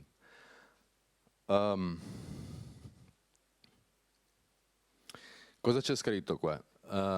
Che in una società liquida e fluttuante, in costante mutamento, gli psicologi rischiano di rimanere isolati nella torre d'avorio della teoria e della clinica, perdendo contatto e capacità comunicative con il mondo reale.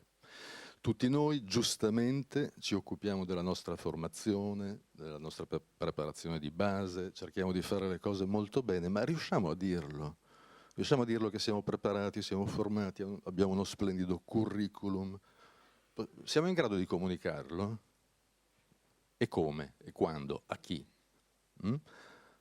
Oppure ci chiudiamo in studio sperando che, poiché siamo bravi, verranno a bussare sicuramente o si caleranno dal camino vestiti di rosso con una barba bianca. Andiamo avanti, per favore. L'importanza della comunicazione. Questo è un titolo reale di un giornale di alcuni anni fa. Cosa vuol dire?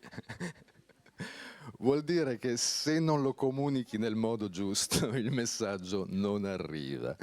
Questo povero signore ha provato, ha fatto del suo meglio, non ha trovato la modalità comunicativa adeguata. Il messaggio non è arrivato. Ok? Torna indietro un attimo. Sì, allora il senso è: qualsiasi cosa tu stia proponendo, tu voglia fare, cerca di farti capire.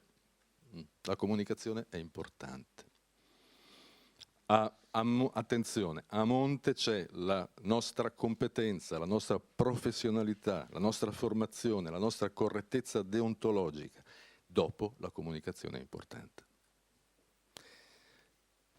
Andiamo avanti. Una cosa un po' sorprendente è che tutti noi siamo stati abituati a lavorare con la mente e a lavorare bene, auspicabilmente, e siamo anche nella condizione di insegnare ai nostri clienti, ai nostri pazienti, una modalità di pensiero che si chiama pensiero laterale. Cioè, hai una porta chiusa di fronte, continui a sbatterci la faccia, spostati di 2 metri e vedi se più in là c'è un passaggio alternativo. Sii creativo, sii originale, vai a cercare soluzioni alternative. E invece a volte non succede. Io sono 15 anni che lavoro tutti i giorni con colleghi di tutta Italia per attività sul web legate alla psicologia. E ho scoperto che il nostro microcosmo riflette semplicemente le modalità di pensiero collettive. Non siamo così diversi. Ho incontrato psicologi straordinariamente creativi, flessibili, innovatori, pionieri, per se stessi e per la professione, e ho incontrato persone disperatamente ancorate a una modalità di pensiero molto chiusa e limitata. E ho sentito cose simili a queste, non uguali, simili. Possiamo andare avanti. Va bene, andiamo avanti un attimo. Questi sono alcuni dei punti di vista che io ho raccolto.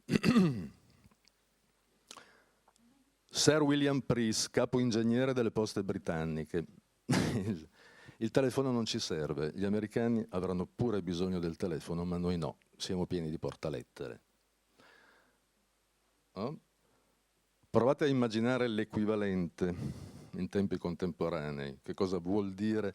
L'innovazione tecnologica non mi serve, sì, tante belle novità, ma tanto le vecchie sane tradizioni saranno quelle che comunque continueranno a governarci e a guidarci. Andiamo avanti. Il cavallo è qui per restare, è ovvio. Il cavallo è qui per restare, ma l'automobile è solo una novità, una moda passeggera. Il presidente della Michigan Savings Bank nel 1903.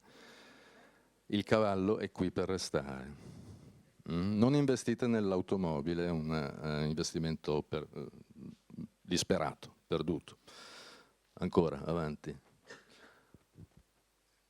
Non occorre andare al secolo scorso. Nel 1977 Ken Olsen, presidente e fondatore della Digital Equipment Corporation, non c'è nessuna ragione per cui qualcuno possa volere un computer nella propria casa. Quando si dice lungimiranza, capacità di vedere oltre il proprio naso per quanto lungo esso possa essere. Andiamo avanti. Allora, il senso di questo... anzi, torniamo indietro, Giulia, un attimo. Torniamo all'immagine di Einstein che abbiamo visto prima. Questa.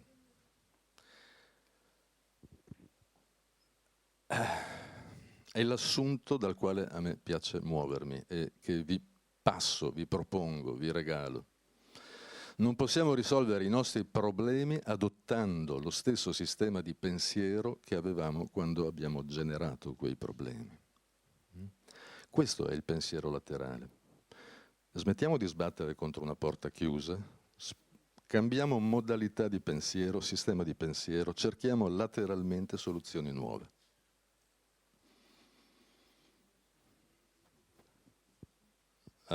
Possiamo andare avanti.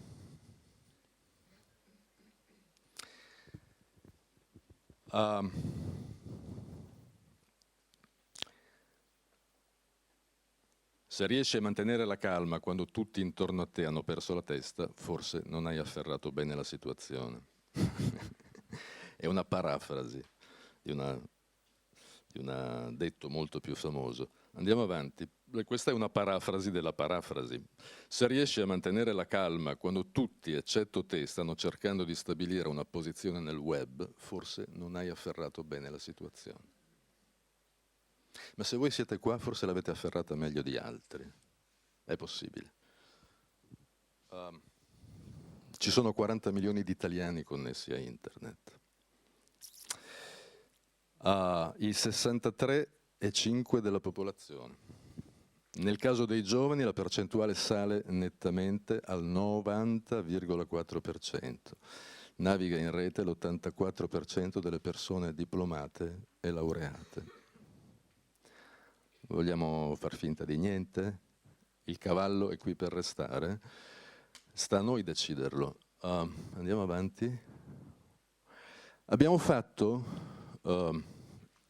tramite i colleghi italiani di tutta Italia iscritti a Pagine Blu degli psicoterapeuti, un sondaggio un po' di tempo fa su quale sia la tipologia dei clienti e dei pazienti che si rivolge tramite la rete ad uno psicologo, che cerca uno psicologo tramite la rete. Fino al 2009 il dato era abbastanza sorprendente, nel senso che il 60% dei pazienti che tramite web cercavano uno psicologo, si mettevano in contatto e chiedevano un appuntamento presso lo studio, o era costituito da persone che o lavoravano giornalmente con il computer, quindi avevano una grande confidenza con lo strumento, molti informatici per esempio, oppure aveva una scolarità medio-bassa. Io mi sono spiegato questo nei termini seguenti. Minor accesso alle informazioni dirette, personali, cosa che invece può essere superiore nel caso di una persona con una scolarità elevata. Si chiede a conoscenti, a parenti, ci si fida ancora dei consigli del medico perché si ha accesso a quel tipo di informazioni. Invece utenti con scolarità medio-bassa hanno cominciato a utilizzare internet per cercare uno psicologo molto prima. A partire dal 2009-2010 c'è un'inversione di tendenza. Il 65% dei pazienti ha invece una laurea e il trend sembra destinato a crescere. Il fenomeno dovrebbe essere analizzato, studiato, vi ho dato degli spunti, ma è interessante capire il modo in cui si sta muovendo l'utenza nel momento in cui decide di rivolgersi a uno psicologo tramite la rete. E questo l'abbiamo già detto. Considerando questi fattori, mantieni la calma mentre tutto gira intorno, stai sbagliando qualcosa. Andiamo avanti. Questo l'avete già capito, no? Niente di nuovo. Ma allora sento la domanda. Come si fa a usare internet per poter avere maggiori opportunità professionali? Maggiori opportunità di incontrare potenziali clienti, potenziali pazienti e di creare lavoro. Per qualsiasi fascia generazionale, attenzione, questo non riguarda i neolaureati, riguarda tutti, esclusi quei 10 professionisti totalmente affermati a Padova che non hanno avuto, non avranno bisogno di internet, ma sono 10. E gli altri?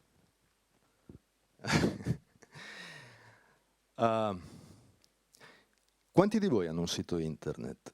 Sulle mani. Non va così male, potrebbe andare meglio, così a occhio. Fra coloro che non ce l'hanno, quanti hanno pensato che potrebbe essere utile averne uno? Wow. Questo vi fa onore, è molto interessante. Chi ha già un sito ha avuto modo di lavorare tramite il sito, cioè di farsi conoscere, di entrare in comunicazione, di ricevere richieste tramite email, tramite telefono, tramite Skype, tramite chat, tramite quel che vi pare, fissando un appuntamento in studio. Quanti sono riusciti ad avere questa opportunità? Non molti, ma per fortuna qualcuno c'è e questo è incoraggiante.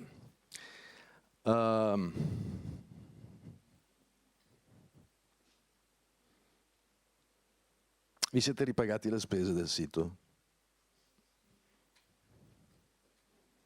Sì, abbastanza, finora, ma si può fare di meglio. Possiamo andare avanti? Allora, come si fa a far di meglio? Come si fa a fare in modo che il proprio sito funzioni, sia visibile, sia funzionale all'esigenza di promuovere la cultura psicologica, che mi sembra primario, e insieme a questo promuovere il vostro brand personale. E non c'è niente di male in questo.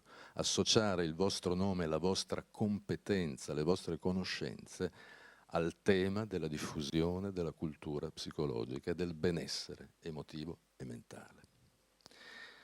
Come si fa a far funzionare lo strumento? Quanto tempo?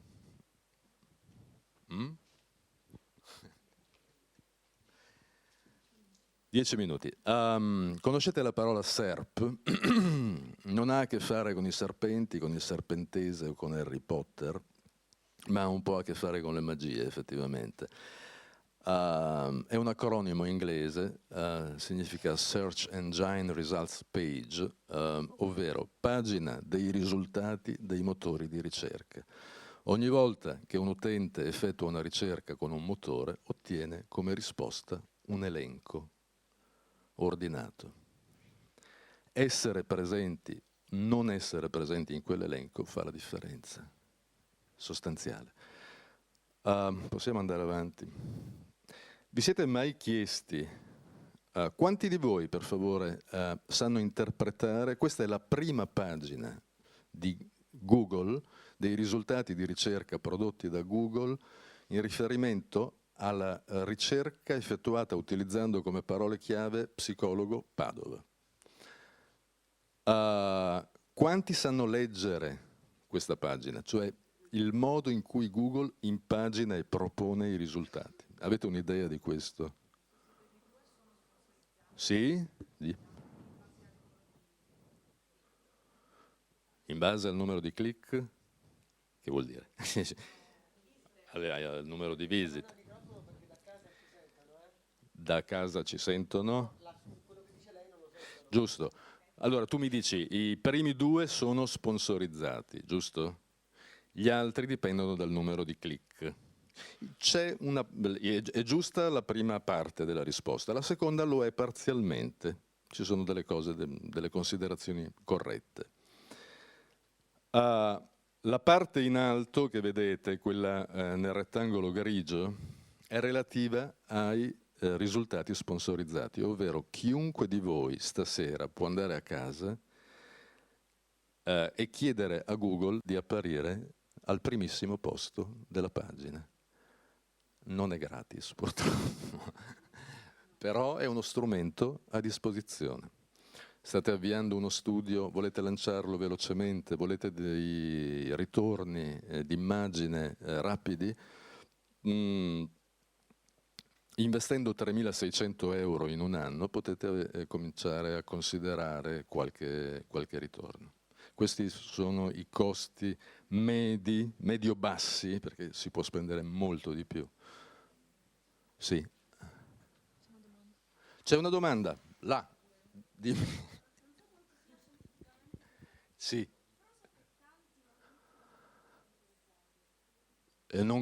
Tu mi dici tanti non cliccano sui link sponsorizzati.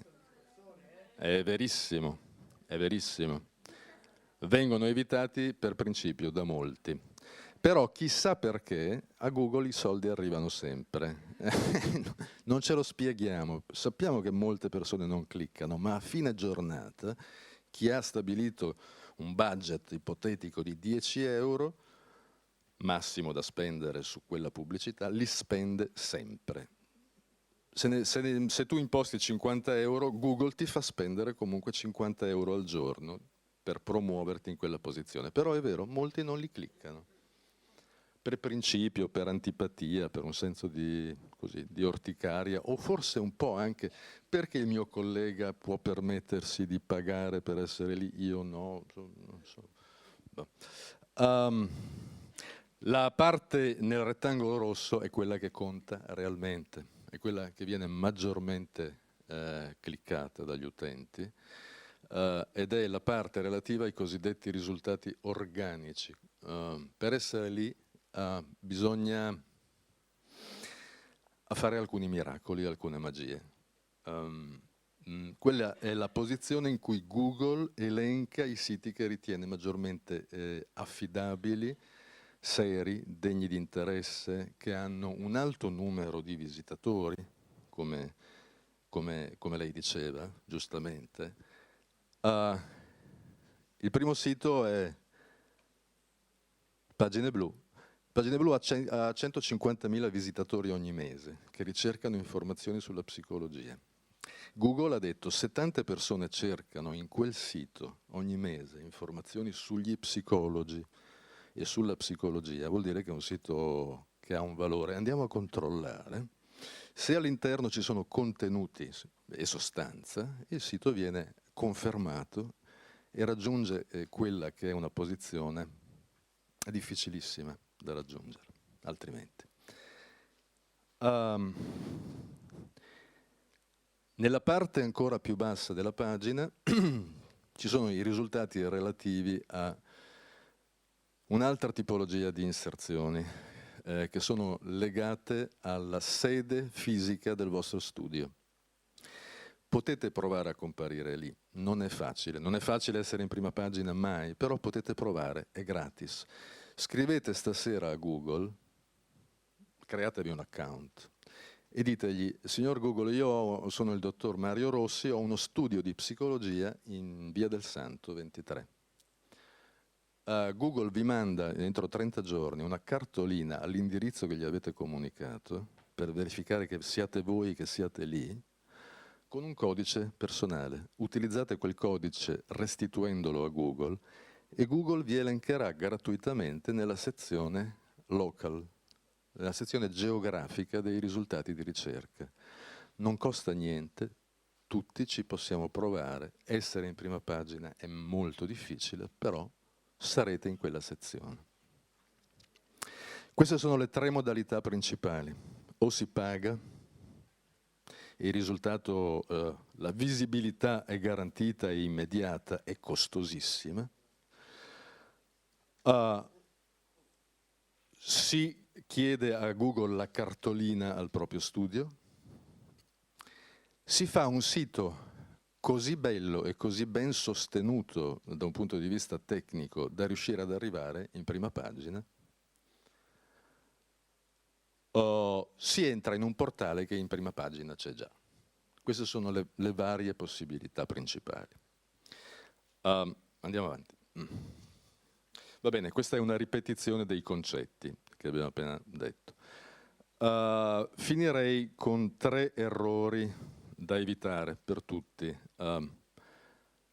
Non avere un sito web è l'errore più macroscopico, ma ho la sensazione che tutti qua questo lo sappiate già, altrimenti non sareste neanche qua forse. Altro errore però enorme è avere un sito web perso nel firmamento. Magari il sito web di psicologia più bello d'Italia che nessuno vede, introvabile, che i motori di ricerca non elencano, che non si trova se non scrivendo il vostro nome, cognome, la vostra qualifica professionale, il vostro codice fiscale e la via in cui abitate. Allora viene fuori il sito. Non è quella la ricerca che fanno gli utenti di solito.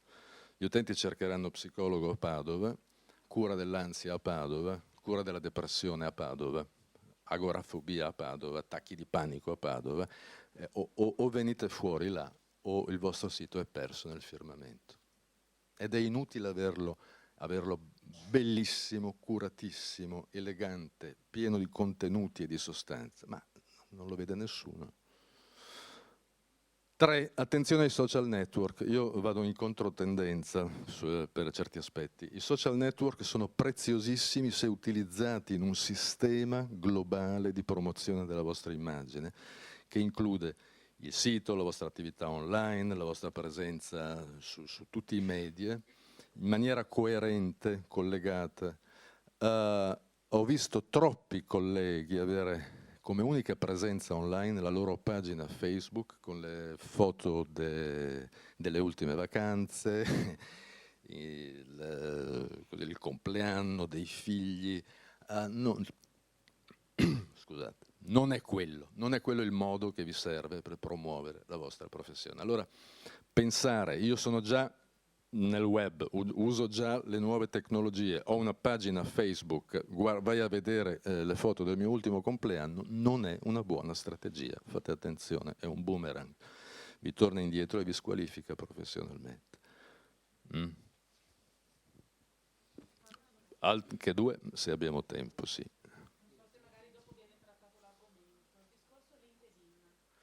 Il discorso LinkedIn, altra cosa particolare. LinkedIn è uno straordinario strumento di collegamento tra colleghi, o tra colleghi e giornalisti, o tra colleghi e avvocati, ma i pazienti non vi trovano su LinkedIn, non ci trovano su LinkedIn, non siamo nel loro sistema, nella loro cerchia, nel loro assetto, no?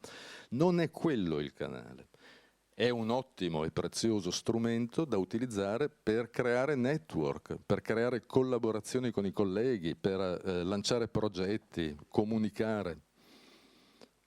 Ma non è da lì che i pazienti ci trovano. Non serve.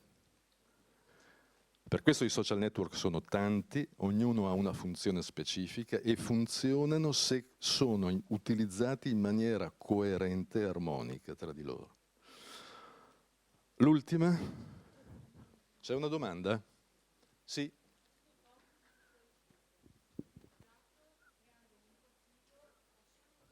Bravissima.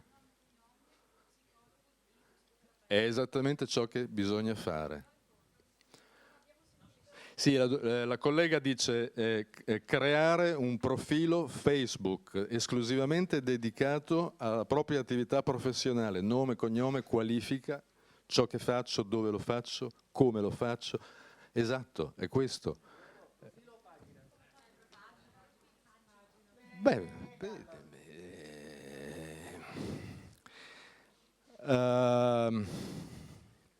Questione di gusti, l'importante è quel che c'è là. e quanto si riesce a condividerlo, a farlo conoscere, a farlo leggere. Però mi raccomando, il vostro profilo professionale.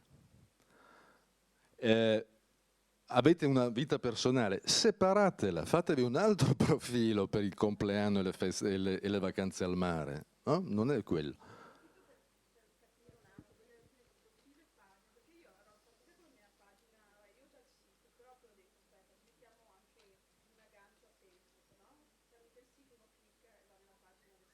Sì. Cioè dalla pagina Facebook si può risalire al sito web personale. Sì. E poi da lì ho aperto un'altra pagina del sito, è corretto? È legato al mio profilo personale, ma non penso che le persone vadano nel mio profilo personale andando nell'altra pagina. No, se solo, no, è un account di gestione, no, non è legato. Se è stato utilizzato per aprire una pagina, no. Cioè io avevo la mia... Non si risale, no. Quello è l'account di gestione, praticamente. Ah, ok, ok. Sì, vabbè, ma è così, se no non si può aprire una pagina con quel profilo. Esatto. Esattamente. Esatto. Sì. Sì, pagina o profilo ne discutiamo in un momento più approfondito. In un momento sia, dedicato. Adriano giustamente dice va Gusti, ci sono i pro e i contro. La pagina fa più professionale ma non si può contattare gente, non si può ripostare. Ha dei pro e ha dei contro. Noi come ordine abbiamo una pagina a cui ovviamente adesso tirate fuori i cellulari e mettete mi piace. Chi non l'ha fatto? Perché ecco, non possiamo chiedere l'amicizia perché è una pagina, questo è un contro. Adesso tutti fuori i cellulari, voglio vedere salire i like della pagina dell'ordine entro la serata, grazie.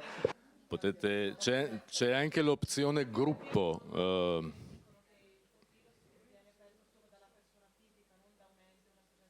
Sì. E dopo la persona Non è una fisica. normativa, è un regolamento interno. È un regolamento interno. Sì, però è un regolamento di Facebook, non è una normativa, cioè non è una legge dello Stato, insomma. Però di fatto. In ogni caso. Beh, insomma, non è del tutto vero. C'è una domanda qua, mi pare. L'ordine, Due? I pensieri dei relatori non necessariamente riflettono la posizione ufficiale dell'ordine. Chi vuole?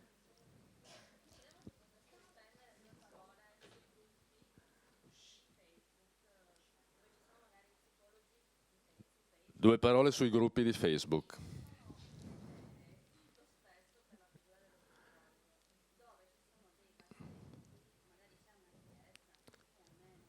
Sì.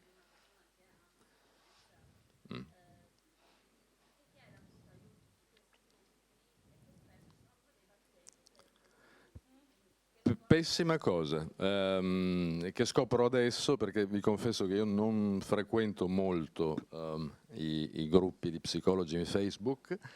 Mi spiace sapere questo, ne usciamo male, è deleterio. Allora, questa non è tecnica, questa è di politica professionale.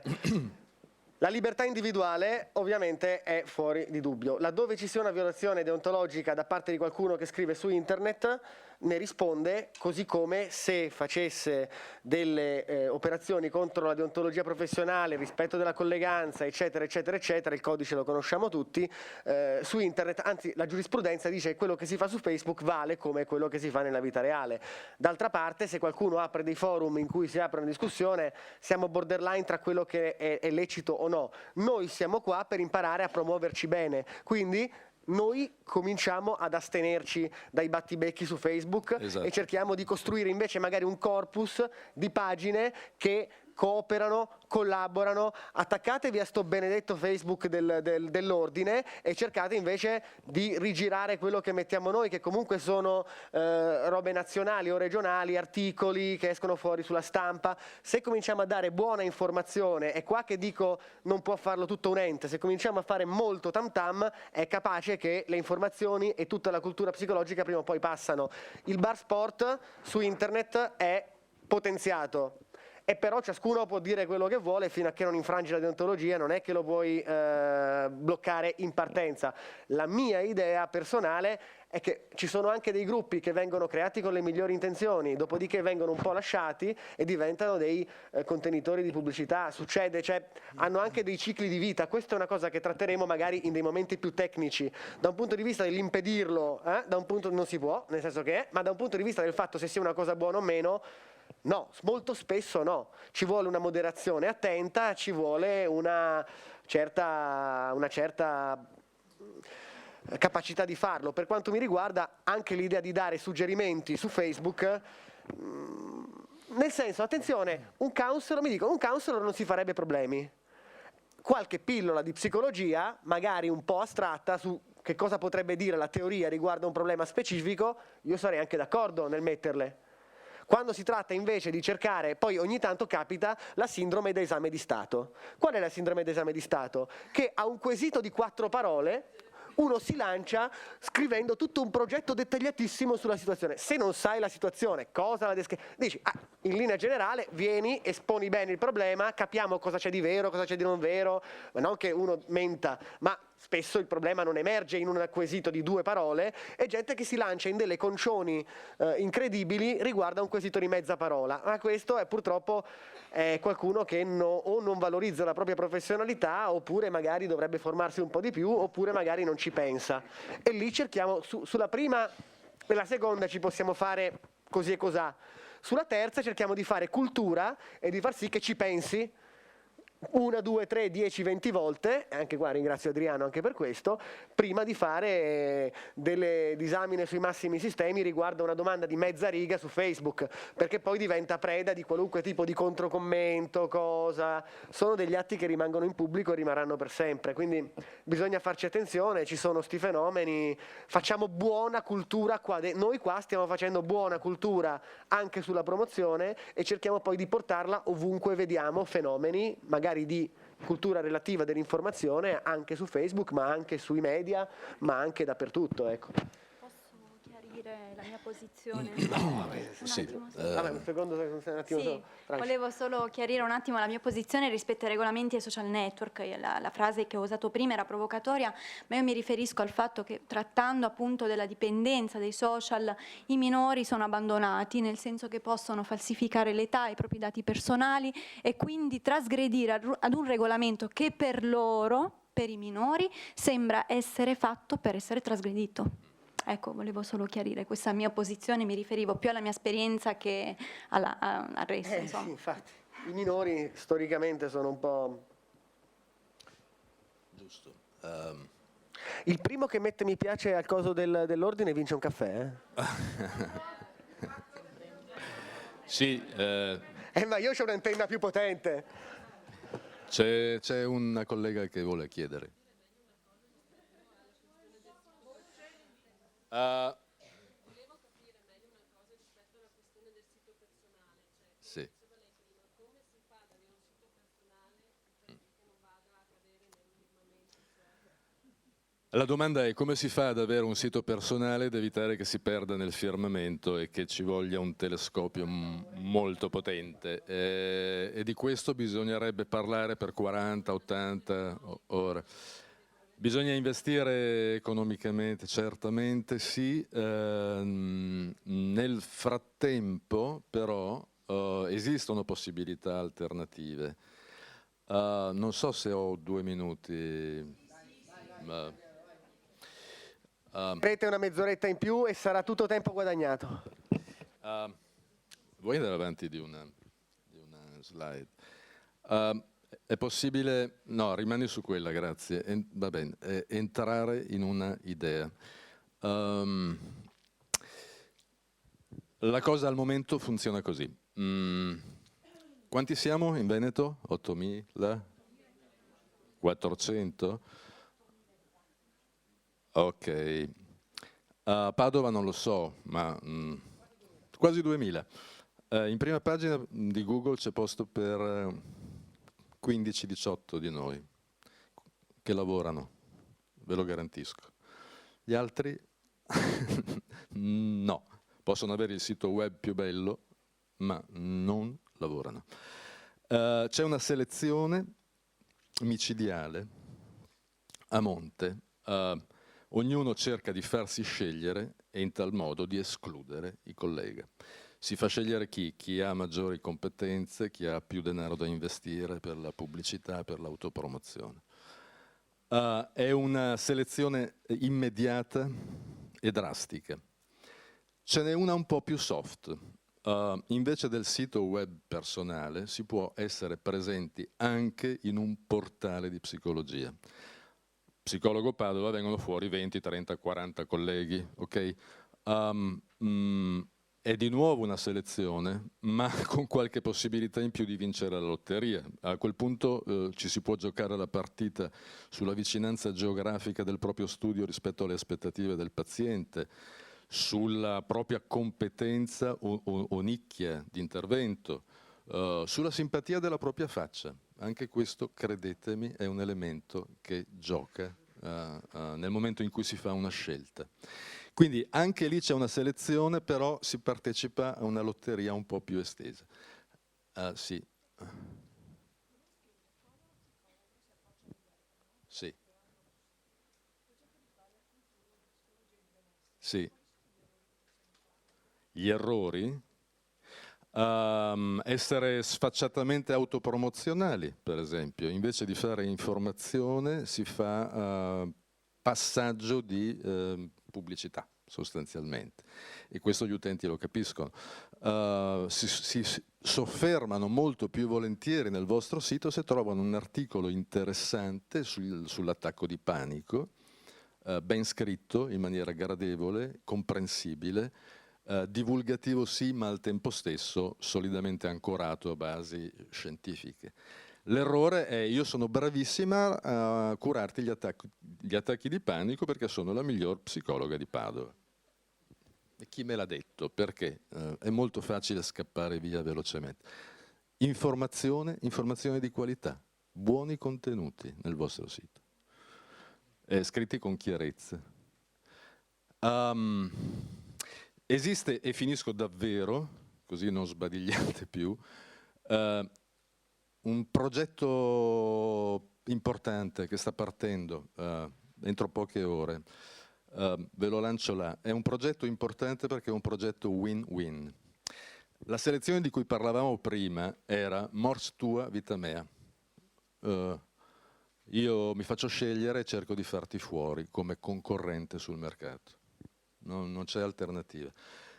Il progetto sul quale stiamo lavorando si chiama Vita tua, vita mea. Si chiama PsicoBlue, psicoblue.it, potete andarlo a vedere se volete. È un social magazine di psicologia, il primo in Italia con queste caratteristiche. Perché è win-win? Perché maggiore visibilità un collega riesce a raggiungere all'interno di questo network, scrivendo cose intelligenti, sensate, importanti, utili, comprensibili, più visibilità dà a tutti gli altri colleghi che fanno parte del network e viceversa. E c'è veramente la possibilità di comprendere come l'unione faccia la forza in questo caso. È una formula nuova, utilizzata già in America, in Italia non ancora nel settore della psicologia, anche se verosimilmente in altri settori sì. Vi lancio questa proposta, è a costi estremamente contenuti, è uno strumento promozionale vincente che può dare risultati in tempi anche molto rapidi. Finito per oggi e vi ringrazio dell'attenzione. Grazie Adriano. Poi ovviamente cercheremo anche, grazie Giulia, cercheremo di approfondire in futuri momenti, perché vedete che oggi la questione è sulla necessità di fare queste cose. E poi ricordatevi che io lo ricordo dopo ogni relatore adesso, d'ora in poi, tutto quello che sentite, i principi generali che si è visto prima, si applicano sempre, quindi i principi generali del marketing si applicano. Abbiamo visto Francesca prima che lavora alla grande e non è che abbia il sito internet un po' perso per le stelle, però Però lei va de visu, va negli uffici. Nel momento in cui si lavora con gli uffici, avere il primo sito internet del mondo non serve tanto. Quindi anche la scelta del canale, cioè avere un sito al top è bello nella misura in cui si fa un lavoro molto B2C, quindi più che altro anche molto generale, che possa prendere su molto. Per esempio l'idea di targetizzare i contenuti del proprio sito tramite social network, quindi a gente interessata a una tematica più di nicchia, può funzionare. Attenzione, poi ne dovremo parlare, in questi 3 anni avremo modo di parlarne, ma c'è tanta roba che si può fare. Non è che la prima pagina di Google, che è importantissima, ma siamo 8500, anche con tutti i progetti, anche con i social magazine, con le pagine blu, con le directory, sulla prima pagina di Google che terrebbe 40 persone, possiamo comprimercene 2000. Ma poi c'è tutto il resto del mondo e della vita, c'è spazio per tutti, grandi progetti per la prima pagina di Google, a chi serve la prima pagina di Google. Su 8000 sono tanti che gli serve la prima pagina di Google, però c'è tutta una pletora di cose. Capite che in un giorno, in 2 giorni, in 10 giorni non le esauriamo. Oggi è importante che vi venga voglia di farlo, di studiarlo, di portarlo avanti e possibilmente, cosa a cui ci tengo, di portarlo avanti insieme. Cioè nel fatto che riusciamo a fare un vero network, a quel punto siamo imbattibili. Adesso ho l'immenso piacere di passare la parola a Veronica, che è una new entry nella nostra squadra comunicativa. Sì?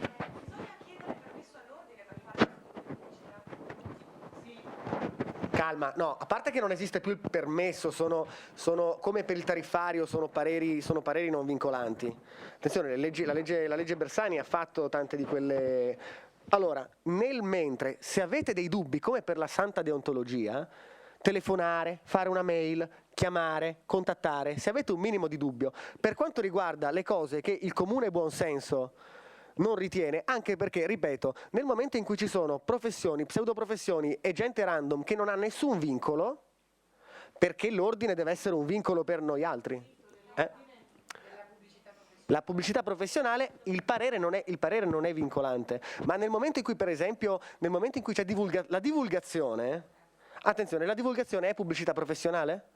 Se io scrivo un articolo a mio nome, quella è pubblicità? No. Quella è divulgazione? No, quella è divulgazione.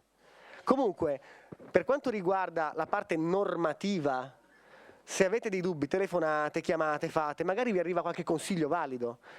Le questioni, anche come per il tariffario, sono non vincolanti secondo le ultime normative. Comunque, buon senso e ce la caviamo tutti. Se ci teniamo uniti non facciamo errori. Se ciascuno poi si stacca, è possibile che magari si faccia prendere un po' la mano e magari poi viene fuori che magari esagera oppure si mette a dare commenti su altre persone, altri colleghi. Lì c'è l'articolo, quelli sulla colleganza, il 30, quel che non me lo ricordo a memoria, io sono pessimo sulla memoria degli articoli.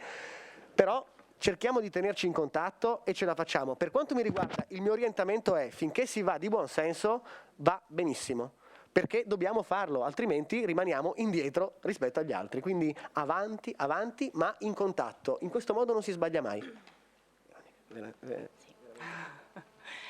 Buongiorno a tutti, sono Veronica Balbi, analista dell'Università Ca' Foscari di Venezia per un progetto di ricerca di tendenze online sotto il cappello di Fondazione Ca' Foscari e fondatrice di una startup che si chiama Gashmag Social Magazine. Sono qui oggi per parlare a voi di web copywriting, cioè quello che io faccio, come preferisco dire, sono da circa 10 anni e ho l'ansia da foglio bianco, adesso ancora di più di prima. Comunque ho deciso, sia progettando questa presentazione che ora prendo le redini di questo discorso, partendo dal perché. Perché ho deciso io nella vita di scrivere e quindi secondo me anche voi qui qualcosina lo troverete del perché avete deciso di fare questa bella professione che è lo psicologo. Scovando qui lì nel web ho trovato 26 desideri che secondo Joe Vitale, che è il padre della scrittura ipnotica nonché uno dei fondatori del marketing, smuovono le masse e inducono a fare. Parente di Igor Vitale, notoriamente. L'ho nominato apposta. Igor, di la verità, dai. Beh, li scorriamo insieme, secondo me ci stanno tutti. Allora, fare soldi, risparmiare tempo, evitare di fare fatica, avere maggiori comodità, ottenere maggiore pulizia, godere di una salute migliore, evitare il dolore fisico, ricevere degli elogi, avere popolarità, attirare il sesso opposto, proteggere i propri beni, accrescere il godimento, gratificare la curiosità, proteggere i familiari, avere stile, avere o detenere dei beni, soddisfare l'appetito, emulare gli altri, evitare i guai, evitare le critiche, essere riconosciuti come individui, difendere la reputazione, approfittare delle opportunità, avere sicurezza, facilitare il lavoro. Io sono certa che fra tutti voi questi 26 li depennate tutti quanti. Per questo io ho deciso di incanalare questi 26 poteri vitali in una professione. Ho deciso di fare la copy, come secondo me voi avete deciso di fare lo psicologo o la psicologa, lo psicoterapeuta. Cosa significa dunque essere copy? Secondo me lo possiamo essere un po' tutti e oggi cercherò di darvi gli strumenti per sentirvi un po' copy anche voi.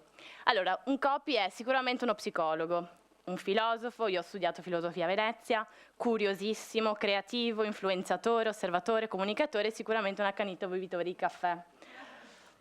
Credo come voi, come tutti. Sembra semplice, molto stimolante come professione, però non è semplice in realtà, perché il vero copy ha degli obiettivi che partono da un'idea, che può dargli un'azienda, quindi scrivimi un payoff, quindi una frase accattivante, oppure l'obiettivo di scrivere una newsletter o una mail ad un cliente che sia coinvolgente, quindi che attiri l'utente a fare qualcosa. Quindi dall'idea deve creare un concetto, cominciare a rielaborarlo, fare del brainstorming su un foglio, per poi rendere questo progetto parola. E tutto questo a cosa serve? Per riuscire a far canticchiare e ritornare una pubblicità, per esempio. Scrivere frasi che si ricorderanno per giorni, invogliare le persone a parlare agli altri di un prodotto o un servizio, scrivere testi interessantissimi, convincere di rilasciare i dati personali per ricevere un preventivo o condurre all'acquisto di un prodotto o servizio. Sono obiettivi di un copy, ma secondo me ci possono essere comunque degli obiettivi che rientrano nella vostra professionalità. E poi, allora, dove lavora il copy? Quindi lo scrittore, offline, online. Offline per scrivere una brochure, un volantino, dei testi, il testo di un discorso, oppure online. Online l'essere copy, quindi in realtà chi vuole aprire un sito e magari vuole gestirsi i propri testi da sé, diventa il copy di se stesso, si ritrova in una situazione simile a questa.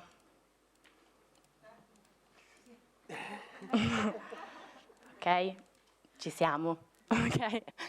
Quindi, come dicevamo anche prima, internet è la follia, cioè l'internet è il bene e il male dell'essere umano, cioè di tutto e di più. E il copy si deve addestrare ad essere il più bravo all'interno di questo calderone comunque di informazioni, di colori, di grafiche, di comunicazione, di competitor che sicuramente scrivono meglio di noi. Ok. Oltre a questo, cosa c'è? Un'attenzione da parte dell'utente che è veramente minima. L'utente quando in internet, almeno che non sta cercando qualcosa per la tesi di laurea o una ricerca particolare, dei skim non leggono, loro scremano. Quindi passano velocemente, soprattutto quando si trovano davanti magari a un motore di ricerca come Google. Come dicevamo prima, certo quelli sponsorizzati stanno ai primi posti, però in realtà i primi posti che vengono occupati sotto le ADV, come si chiamano i post sponsorizzati, sono occupati da siti che hanno testi accattivanti e che hanno delle keywords all'interno del testo che rappresentano quello che l'utente ha cercato, quindi sono dei testi efficaci, ok? Cosa non fare? Quindi, ok, abbiamo detto, vogliamo un sito, ce lo gestiamo noi, ci facciamo noi i testi e da quel sito facciamo partire delle newsletter che decidiamo noi mensilmente, su comunque un soggetto, un argomento che stiamo approfondendo. Bene, come non fare quel testo? Testi lunghi, un blocco unico, guai a tutti voi. È noiosissimo e non si legge. È come un interlocutore che parla sempre con lo stesso tono di voce, quindi una voce passiva. È noiosa, non la si ascolta. Non interagire, non condurre all'azione. Quindi utilizzare delle frasi comunque che non invogliano l'utente a fare un qualcosa, magari ad andare a cercare ancora di più rispetto a quell'argomento che voi gli avete inviato. Frasi complicate, lunghe, contorte? No, semplicità assoluta online. Appunto per quello che dicevo prima, l'utente non è attento online, il 10% è un utente attento, magari perché ci sta lavorando, e quindi bisogna essere veloci, concreti. E soprattutto non essere arroganti o superlativi. Come dicevamo prima, sono bravissimo a fare questo. Non gliene frega niente a nessuno, ok? Io nel mio testo vado a spiegare il questo e allora lì sarà l'utente a dire che bravo, ok? Ogni parola dunque diventa un progetto, quindi come facciamo a dare così tanta importanza alla parola, renderla progetto? Cosa significa? La parola deve essere veloce, semplice, di tendenza. Cosa significa? Usiamo le parole contemporanee, non facciamo i bravi, andiamo a sfogliare lo Zanichelli per trovare un sinonimo comunque arrogante. No, semplicità, velocità. Devono essere delle parole efficaci. Cosa significa efficaci? Che conducano all'azione, call to action si dice in marketing, quindi che invoglino l'utente a fare qualcosa, ok? E alla fine positive per il web. Cosa significa positive per il web? Quello che dicevamo prima, cioè che rispecchino delle ricerche, quindi cosa sta ricercando il mio utente. Quelle parole devono essere all'interno del nostro testo, altrimenti non servono a nulla. Ci sono degli strumenti online, Google ne ha diversi, si chiamano tools, e vi aiutano a trovare le parole chiave più ricercate rispetto a un argomento. Google Keywords, adesso non ricordo, comunque se cercate su Google parole chiave vi vengono fuori tutti gli strumenti per cercare appunto queste parole. Come fare per avere una competenza così forte sulle parole? È molto semplice, non lo sono solo i copy, bisogna essere curiosi. Quindi ricercare, cercare, ricercare, cercare, ricercare, leggere, studiare. Non è che perché siete arrivati qui, ok, andiamo a casa, facciamo tutto un sito e saremo tutti sulla prima posizione di Google. No, studiate, leggete, ascoltate, guardate, siate curiosi sempre e ricominciate questo processo. Una volta che avete fatto il sito, non deve morire lì. Cioè deve essere un sito comunque che deve essere aggiornato. I siti vetrina non funzionano più come funzionavano una volta. Portate quello che siete e quello che studiate all'interno del vostro sito e allora così si creano comunque dei contenuti efficaci che vi possono portare un qualcosa. Quindi conosci, interroga, approfondisci il tuo argomento, l'argomento comunque che vi è più vicino, per colpire ovviamente il proprio pubblico. È un discorso che comunque abbiamo già affrontato prima. Se ti fai comprendere dunque, se si è semplici, si usano keywords che sicuramente l'utente cerca, non facciamo gli arroganti, facciamo comunque dei testi comprensibili, sicuramente si verrà seguito.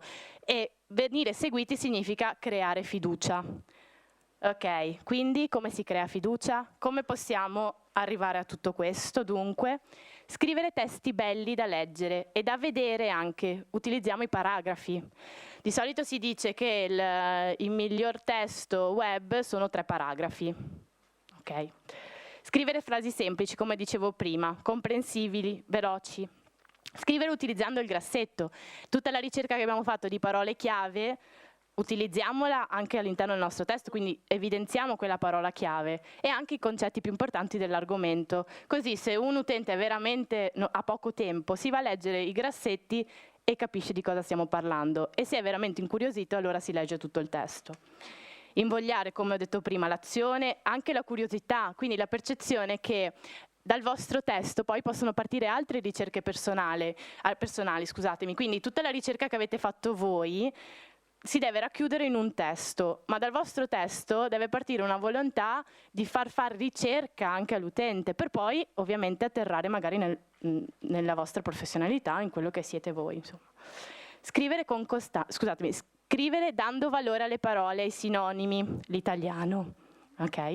Sì, perché tutto questo gran concetto poi scriviamo all'italiano, ovviamente stare molto attenti sempre alla grammatica, Google è molto attento a queste cose per dare valore ai testi del sito.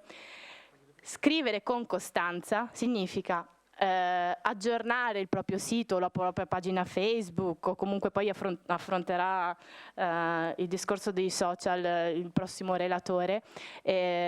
Usatelo con costanza, cioè prendetevi il vostro tempo per fare questo, per essere presenti online, e allora così otterrete la fiducia di prima e quindi un certo posizionamento anche nel mondo digitale.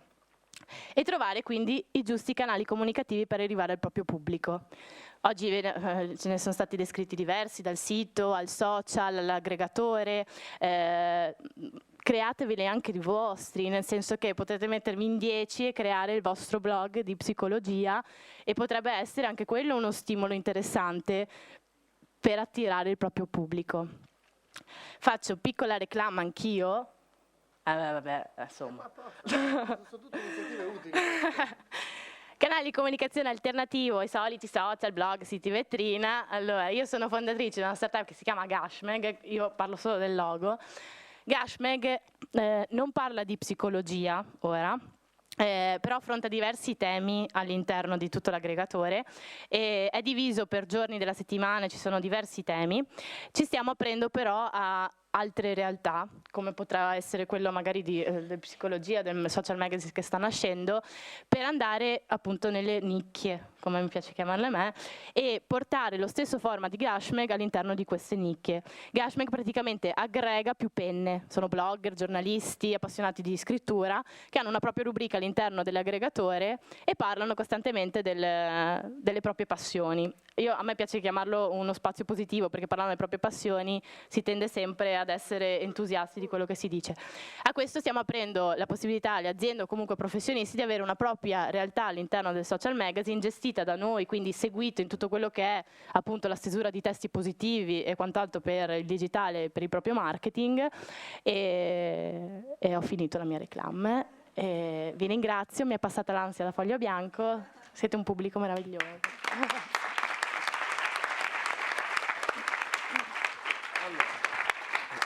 Grazie per il contributo, che non è tipicamente nostro. Insomma, oltre ad aver avuto proposte per progetti col comune, adesso colonizziamo anche Gashmeg con la psicologia, insomma, questo convegno ha anche risultati pratici. E una cosa, colgo l'occasione per salutare il segretario dell'ordine Laura Dal Corso, che sta in una piccola meritata vacanza per festeggiare i suoi 25 anni di matrimonio, ma da lontanissimo ci segue via online. L'ho saputo perché mi ha mandato un messaggio, quindi la saluto, ed è bellissimo che anche da distante, da fuori dell'Italia, ci possa seguire. Se gli americani hanno Joe Vitale, noi abbiamo non il parente povero, ma quello giovane, che è Igor Vitale. Grazie. Joe Vitale, notoriamente anche lui di Foggia. Sì, probabilmente sì, probabilmente le origini sono di Foggia. Mi sentite? Vai. Ok, grazie Alessandro. Mi presento in breve, oggi vi parlerò dei social come veicolo per la promozione della professione di psicologo. Sono Igor Vitale, mi occupo di psicologia clinica e del lavoro e gestisco un sito nel quale collaborano 70 autori, psicologi, studenti di psicologia, medici, nella costruzione di articoli riguardanti la psicologia. Quindi è un sito aperto, chiunque può collaborare con questo sito e costruire degli articoli, e siamo ad oggi a 1400 articoli. Sito che mi ha portato poi a promuovere tutta una serie di iniziative di formazione, di consulenza in Italia e all'estero, un po' in tutta Italia, in Francia, in Spagna, in Romania, in Bulgaria, e che mi ha permesso, è stato il principale motore di promozione di idee psicologiche, qualcosa di cui sono rimasto stupito anch'io, delle potenzialità di Internet. Queste sono alcune delle mie iniziative estere, fatto a Bucarest, in Bulgaria, assieme a una docente che è l'ex docente dell'FBI nei termini della lie detection e riconoscimento della menzogna. Ma vediamo il programma di oggi. Oggi vediamo cosa sono i social, vediamo cosa fare e cosa non fare con i social. Importantissimo cosa non fare, perché i social sono uno strumento potentissimo, ma può essere uno strumento potentissimo in due direzioni, quella positiva e quella negativa, quindi ricordiamoci di questo passaggio. 3. Come incrementare la propria visibilità con i social. Anch'io penso da questo punto di vista che il social funziona bene se c'è una strategia web complessivamente efficace, quindi assieme al sito e assieme ad altre strategie. Vi parlerò del più utilizzato di tutti, che è Facebook. Sono d'accordo chiaramente sul punto per cui su LinkedIn noi troviamo colleghi principalmente e non potenziali utenti. Parlo di Facebook perché è il più utilizzato, abbiamo 1 miliardo di utenti attivi all'interno di Facebook, ma Facebook ha delle caratteristiche particolari, quindi parlare e scrivere su Facebook è diverso da parlare e scrivere su LinkedIn, sono due cose diverse. Quindi Facebook, assieme a Google, è una delle 2 principali fonti informative o di nuovi contatti che possiamo avere sulla rete. Fino a qualche anno fa Google aveva un'egemonia totale, oggi Facebook ci può creare una visibilità enorme anche in scarsi periodi. Utilizzo queste 2 immagini, anche se ognuno di questi temi merita giorni di attenzione. Google è un trattore, nel senso che a meno che non si decida di pagare, essere sui primi risultati è un processo abbastanza lento, ma il trattore ci porta ovunque e non si spegne mai ed è sempre forte, quindi a lungo termine è una ottima strategia. Facebook invece è una Ferrari perché grazie alle caratteristiche di viralità e di condivisione ci può permettere di avere migliaia di visualizzazioni in pochissimo tempo. Piccola differenza, ci fidiamo tantissimo dei contenuti che troviamo in prima pagina su Google, il primo risultato su Google ci fidiamo parecchio, abbastanza diciamo. I contenuti su Facebook hanno un coefficiente di autorità un pochino più basso, troviamo un'informazione su Facebook, non è che ci fidiamo immediatamente, quindi sono caratteristiche diverse. Il mio suggerimento è usarli entrambi bene perché sono fondamentali. Bene, se quindi la strategia di aprire lo studio, mettere la targa e aspettare è qualcosa che oggi non funziona, allo stesso modo aprire una pagina Facebook o aprire un sito web, scrivere psicologo e aspettare è ugualmente inefficace. Quindi il problema in entrambi i casi non è aprire, ma è quello di promuovere e di condividere contenuti in una maniera positiva e utile. Il problema non è aprire la pagina. Perché il risultato, in termini di numero di clienti, in termini economici, è sempre dato dalla sommatoria della competenza tecnica e della competenza commerciale. Competenza commerciale che significa 1000 cose, lo abbiamo visto questa mattina, ci sono tantissime materie importantissime da conoscere, quindi copywriting, web marketing, social media marketing, comunicazione telefonica, public relationship e così via. Un mix di queste è ciò che ci serve per essere efficaci. Ma come funziona Facebook? Torniamo alle domande di prima. Abbiamo 3 pagine e 3 motori fondamentali per rendere visibile un contenuto, che sono la pagina personale, la pagina fan e la pagina gruppi. In ognuna di queste pagine possiamo condividere contenuto. L'efficacia del contenuto è data dal numero di volte che un certo contenuto viene condiviso, riceve un like, o riceve dei commenti, quindi la finalità di un contenuto scritto bene, con 1000 regole di copywriting, di scrittura, di scelta delle immagini, funziona bene se massimizza questi 3 motori. Vi faccio vedere giusto qualche differenza tra le pagine. Questa è una pagina fan, per esempio, che si chiama Psicologi Italiani.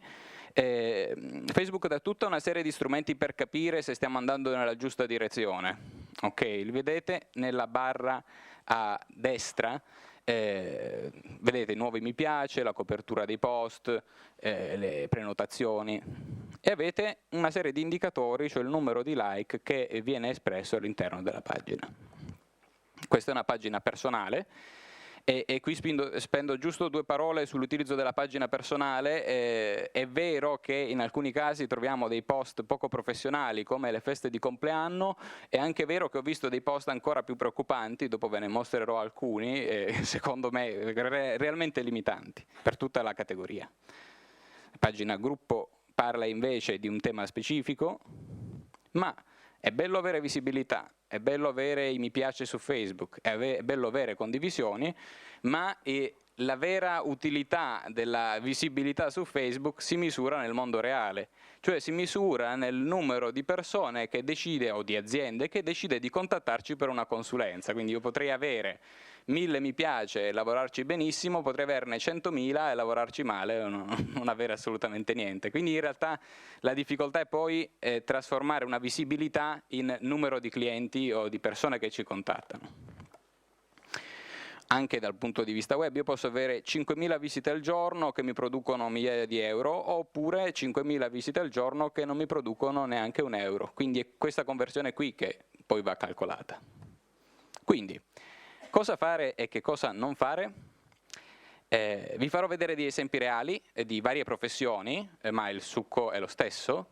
Chiaramente i testi e le immagini sono parzialmente modificati, quindi non verrà mai riportato nessun nome, e anche i testi sono un po' modificati, ma ci fanno capire l'idea. Prima cosa, dividere vita professionale e vita privata, o non parlare della vita privata direttamente, ma se proprio vogliamo fare un post di contenuto privato, dobbiamo sempre ricordare a Facebook, o impostare la privacy, su questa tasto dove c'è scritto pubblica, di voler condividere un certo contenuto solamente con una cerchia di contatti. Quindi la nostra festa di compleanno, la nostra considerazione strettamente personale e non professionale, possiamo deciderla di condividerla con 30 persone e non con tutto il mondo, perché potrebbe essere un boomerang. E ora un po' di esempi tratti da una storia vera. Siete pronti? Questo è uno, secondo me, diciamo, sono rimasto veramente sorpreso. Commenti non professionali. È arrivato in studio il nuovo narghile all'arancia. Amazing. Questo è un commento che è stato rilasciato su una bacheca e che chiaramente, dov'è l'obiettivo di business in lasciare un contenuto così pubblico? Me lo chiedo. Seconda categoria che secondo me non ci crea interesse, non è utile dal punto di vista dei post su Facebook, considerazioni strettamente politiche o ipercritiche. Il problema di questo tipo di post, che sono personali chiaramente, è che evocano sempre una categorizzazione tra gruppi, creano sempre amici e nemici, e soprattutto, dov'è l'obiettivo di business nel scrivere post di questo tipo? Poco utile. Questo è secondo me poi uno degli autogol più grandi possibili, usare un linguaggio tecnico formale. Solitamente questa è la cosa che funziona meno su Facebook perché crea poca attenzione. Questo è tratto da una storia vera in cui c'era scritto su un post, oggi peraltro sulla spinta dell'utile diretto del servizio pret-à-porter alla richiesta di un pragmatismo un po' greve, supportato dalla cultura della valutazione che impone la sua politica dentro le istituzioni e fuori. Anche nel sociale, la ricerca e lo studio sembrano un po' perso il loro smalto, sembrano troppo stile ore subsicive, per non dire peggio, costume elitario. 0 like, 0 commenti, chiaramente, perché bisogna intanto capire cosa c'è scritto. Quindi, questo è l'errore dal mio punto di vista più grande, ma anche il narghile all'arancia, insomma, se la batte, devo dire. Seconda categoria che a me non piace tanto, si può sempre fare, ma a me non piace molto, che è il networking a caso. Allora, il networking a caso significa contattare... Ah sì, chiaramente. Contattare tutti i nostri amici psicologi o potenziali clienti per offrire servizi. Mi arriva questo messaggio 00:26. Gentile collega, complimenti per le tue iniziative. Mi piacerebbe condividerne qualcuna, ma al momento non so ancora proporti una modalità. Non appena avrò un'idea ti contatterò e valuteremo insieme la possibilità di realizzarla. Se mi darai la tua disponibilità, a presto. Ok, dov'è l'errore dal punto di vista tecnico? Ora, magari può nascere un bellissimo progetto da questo contatto, non lo so, ma si inizia informale, quindi con un linguaggio formale, gentile collega, senza utilizzare nomi o cognomi in maniera depersonalizzante, quindi sembra un messaggio inviato a chiunque a caso. Poi si parte con un linguaggio diretto, complimenti per le tue iniziative. Mi piacerebbe condividerne qualcuna, ma non so in che modo. Cosa significa? Significa che io ho elaborato questo messaggio, lo sto mandando a caso a tutti, per ottenere interesse da qualcuno, ma non c'è un progetto dietro, cioè è una idea totalmente specifica. E quindi, certo, è un po' come fare volantinaggio a caso, non può funzionare. Quindi, se noi abbiamo Facebook, che è qualcosa che ci consente in pochi giorni di avere migliaia di visite, perché utilizzare la strategia del volantinaggio, cioè contattare ogni possibile contatto per offrirgli dei servizi, come succede? tanto vale facciamo volantinaggio. Se vogliamo usare i social in maniera efficace, il trucco non è quello di contattare tutti e dire ok, metti mi piace sulla pagina, vuoi acquistare una consulenza da me, vuoi visitare il mio sito in maniera diretta, quindi stile volantinaggio, ma è un altro. Il segreto è quello di scrivere dei contenuti accattivanti dal punto di vista del titolo, quindi è importantissimo il copywriting, è proprio fondamentale per essere efficaci su Facebook. Quindi esistono proprio delle formule linguistiche che creano attenzione, dei trigger che fanno aumentare il numero di mi piace, delle immagini più efficaci di altre. Ed è soprattutto qui che la nostra efficacia su Facebook si misura. E non tanto nel stalkerizzare i nostri contatti costantemente chiedendo volete i miei servizi, volete questo, quest'altro, cioè con la pubblicità diretta. Quella funziona poco. Faccio vedere alcuni post che, come vedete, in una settimana questa pagina ha fatto 228.600 utenti di copertura dei post, frasi semplici, dirette, con immagini chiave precise, quindi avere un cane o un gatto migliora le relazioni sociali, 2.000 persone, ok? Motivi della scelta del partner, 2.000 persone, questo è un commerciale, 4.000 persone, 3.000, immagini molto chiare, molto facili da capire, 4.000. Ok, quest'altra ha fatto 12.000 persone raggiunte. Chiaramente questo viene fatto con un post solo e quindi senza pagare. Quindi è qualcosa che rende immediatamente visibili se si ha la capacità di scegliere i titoli esatti e le immagini corrette da porre nei post. Ok, vi ringrazio per la vostra partecipazione. Grazie. Bene, allora, adesso vediamo se ci sono domande. Prima però due cose. La prima mi preme di ricordare, perché poi non ci si dimentica sempre. Uno si può spaventare e dice ma allora dobbiamo sminuire la nostra professione, dobbiamo ipersemplificarla. No, ci sono canali e canali. La prossima volta magari parliamo di pubblicazione scientifica. Nessuno pensa che uno deve fare una pubblicazione scientifica col gattino. A ogni canale, se bisogna cogliere l'attenzione su un canale in cui la gente fa skimming, che skimming vuol dire scrematura, come ci ricorda Veronica, in effetti dobbiamo cercare di farlo entrare, altrimenti è come non esserci. Seconda cosa, perché allora, in sala, Francesca Dell'Ai non vince un caffè, Tania San, tutti nei TV, quindi hai vinto un caffè. Ho detto che chi mette i like mette un caffè. Lulu Trussardi? Caffè? No, perché io so qual era l'ultimo prima di stamattina. No, oggi. C'ho questi due per ora che mi vengono fuori. Poi chiunque abbia messo like in questa mattinata mi venga a chiedere. Ora, a parte gli scherzi, domande, questioni, cose. Abbiamo qua il Dream Team a disposizione. Quindi, vai. Aspetta. Allora, aspetta che adesso facciamo portare i microfoni, perché sennò poi non si sente. Intanto te lo do io e poi ci procuriamo chi ci dà una mano a riguardo.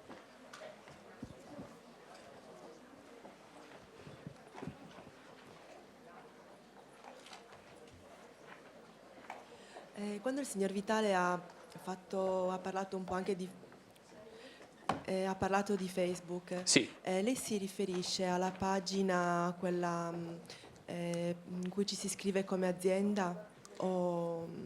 Sì, negli ultimi post ho parlato della pagina in cui ci si iscrive come azienda. Si può essere efficaci anche con il profilo personale, se si danno le giuste informazioni, ma a grandi numeri la pagina azienda ha un potenziale enorme, perché con quella personale si può arrivare a 5.000 amici e a un tot di persone che ti seguono. Quella fan può arrivare a milioni, quindi ci sono esempi enormi di visibilità. Pensate, Psychology Today ha 5 milioni di like. Quindi dovete immaginare, e questo si tratta di un giornale che fa articoli di psicologia, una visibilità sterminata. Questa potenzialità puoi averla solamente con una pagina fan. Grazie. Però, ecco, entrambe le cose sono efficaci. Esatto. Non puoi essere tu a richiedere volontariamente l'amicizia, devi essere così bravo nei contenuti che gli altri dicano ok, questa fonte mi piace e ci clicco mi piace. Non puoi però richiederlo più di tanto. Ecco. E puoi sponsorizzare. Cioè sulla pagina fan puoi pagare Facebook perché lo faccia, sulla pagina puoi fare anche post sponsorizzati puoi con più anche efficacia. pagare Tu paghi Facebook e lui ti fa partire, cioè se l'obiettivo è avere 1 milione di like serve la pagina, se invece è cercare di farsi un network è il profilo. Yes. Però ecco, queste sono cose un po' più avanzate, queste richiedono molto tempo, bisogna studiarsele. Domande? C'erano delle mani che si alzavano prima?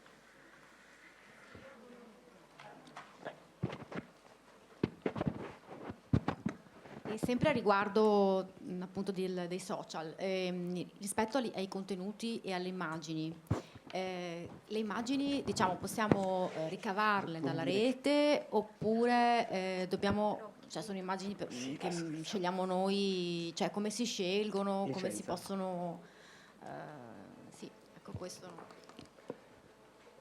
Prima che Igor ti dica della parte tecnica, licenza. Esiste una bellissima funzione su Google che si chiama filtra in base alla licenza. Ecco, deve essere Creative Commons, deve essere riutilizzabile anche per fini commerciali, altrimenti si sta facendo un abuso e il proprietario comunque sia si cerca, bisogna sempre informare, nel dubbio non mettere, ma generalmente c'è scritto il tipo di licenza, se è riutilizzabile a fini commerciali la puoi utilizzare per quello che te pare. Poi adesso invece sul cosa mettere come immagine all'esperto. Allora, per la scelta delle immagini bisogna sempre verificare se è un'immagine che possiamo utilizzare, quindi se abbiamo la possibilità di farla. Bisogna scegliere un'immagine ad alta definizione, questo è fondamentale, di buona qualità. Io consiglio di scegliere immagini con colori vividi perché aumenta la probabilità di click, consiglio sempre di mettere l'immagine perché anche questo aumenta di molto i click, quindi l'immagine è fondamentale, fa metà del post, le persone non leggono principalmente, quindi dobbiamo semplificare il più possibile, rendere l'idea, incuriosire, ci sono poi una marea di cose da sapere sull'immagine ma soprattutto sui testi. In realtà Facebook ci serve come amplificatore, quindi come qualcosa che ci crea visibilità, poi dobbiamo essere bravi noi sul sito a creare una chiamata all'azione efficace e portare la persona a fare qualcosa sul sito, perché farlo entrare per farlo entrare non serve a niente. Vabbè, tanto prima o poi c'è spazio per tutti, la prima a sinistra, poi era una lì a destra.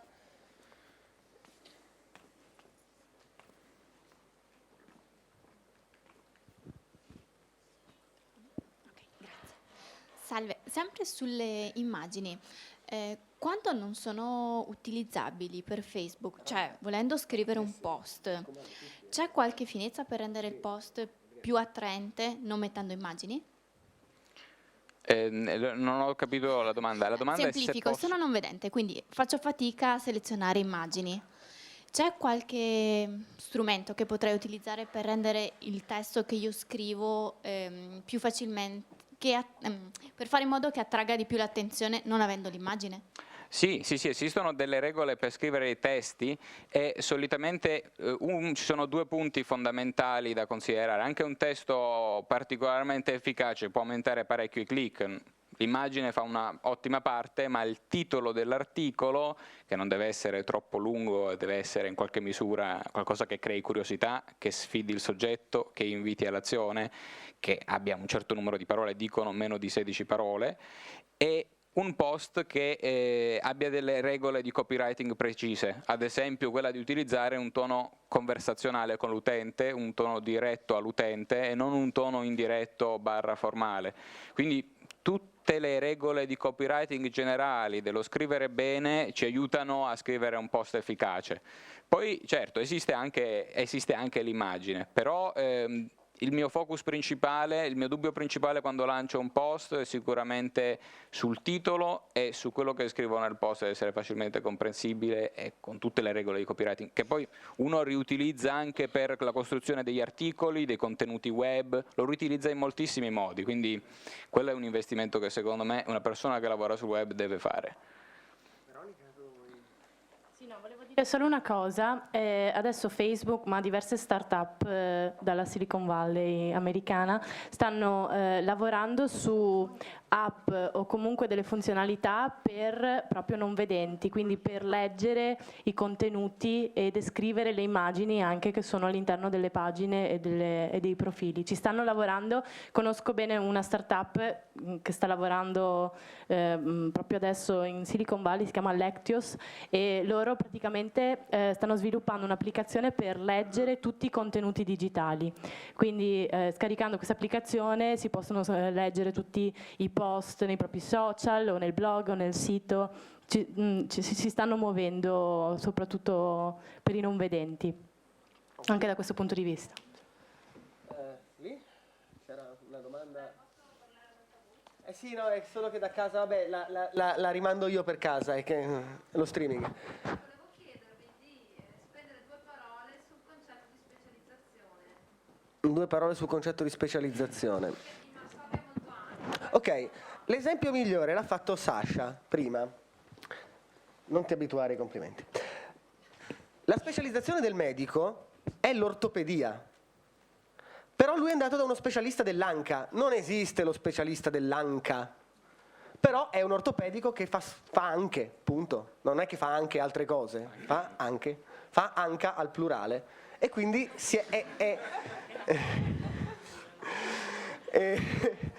quindi praticamente di fatto non esiste, le specialità mediche quelle sono, come per noi abbiamo come specialità la psicoterapia. Il problema è che nel caso di un specialista in psicoterapia, che psicoterapia vai a fare? Fai tutti i tipi di psicoterapia? Certo, lo puoi fare, così come un ortopedico può fare tutto quello che è ortopedia. La questione è trovare, esiste anche un grande principio. Esiste un principio che è quello della territorialità versus specializzazione estrema. Se io in qualunque mestiere sono un professionista un po' generico, magari ho 3, 4, 5 specializzazioni, come quei chirurghi di cui parlava Sasha che fanno un po' di anca, un po' di ginocchio, un po' di tutto, prendo la clientela vicina che viene da me. Se io sono il più grosso specialista del ginocchio in Europa, mi arrivano tutti i calciatori. Prendono l'aeroplanino e arrivano da me. Ok, quindi più restringo, più però ampio la esposizione territoriale. Anche a questo punto la scelta del mezzo di comunicazione diventa fondamentale. Se io devo essere il mega esperto di una cosa molto specifica, di terapia del bambino con disturbi autistici, con specifiche caratteristiche, devo prenderli da tutta Italia, perché quanti ce ne saranno? A questo punto mi servono da una parte forte pubblicazione scientifica, titoli che servono per essere il maggiore tra i maggiori 5 in Italia, servono, o parlo dell'Italia per questioni linguistiche, poi se uno è perfettamente bilingue acchiappa anche negli altri paesi, è solo un problema di lingua. Dall'altra parte mi servono anche dei canali che mi permettano di farmi conoscere al di là dei miei confini territoriali, perché devono venire. Se invece faccio operazioni meno specialistiche, vanno bene anche i volantini.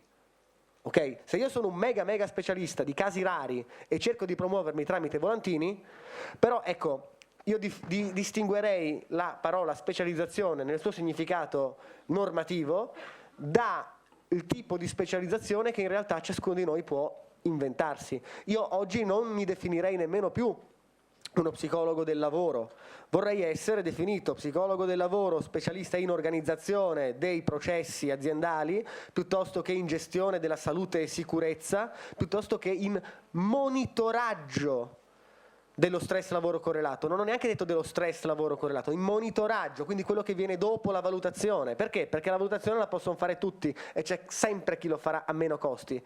Però sapendo bene come funziona, sapendo che il professionista sanitario ha anche una questione di manleva, noi siamo assicurati, se qualcuno si fa male c'è un professionista sanitario di mezzo, la responsabilità è del professionista, se non c'è, quindi parlo proprio di microambiti, non esiste una specializzazione di psicologia del lavoro nel monitoraggio dello stress lavoro correlato, me la invento, cioè non è illegale, magari non mi metto magari non mi metto sul biglietto da visita specialista in bla bla bla bla bla, perché già su psicologo del lavoro cominciamo a essere scorretti. Quando si parla di specializzazione oggi si intende dire un ambito in cui si è estremamente forti e si riesce a diventare riconoscibili su quell'ambito, e gli ambiti nella psicologia sono veramente tanti. Andiamo dal disagio più estremo all'aumento del benessere maggiore, all'aumento della produttività, all'aumento della qualità delle relazioni sociali. Quindi abbiamo uno spettro amplissimo, riusciamo a dividerceli veramente anche in 95.000, riusciamo a fare una divisione efficace.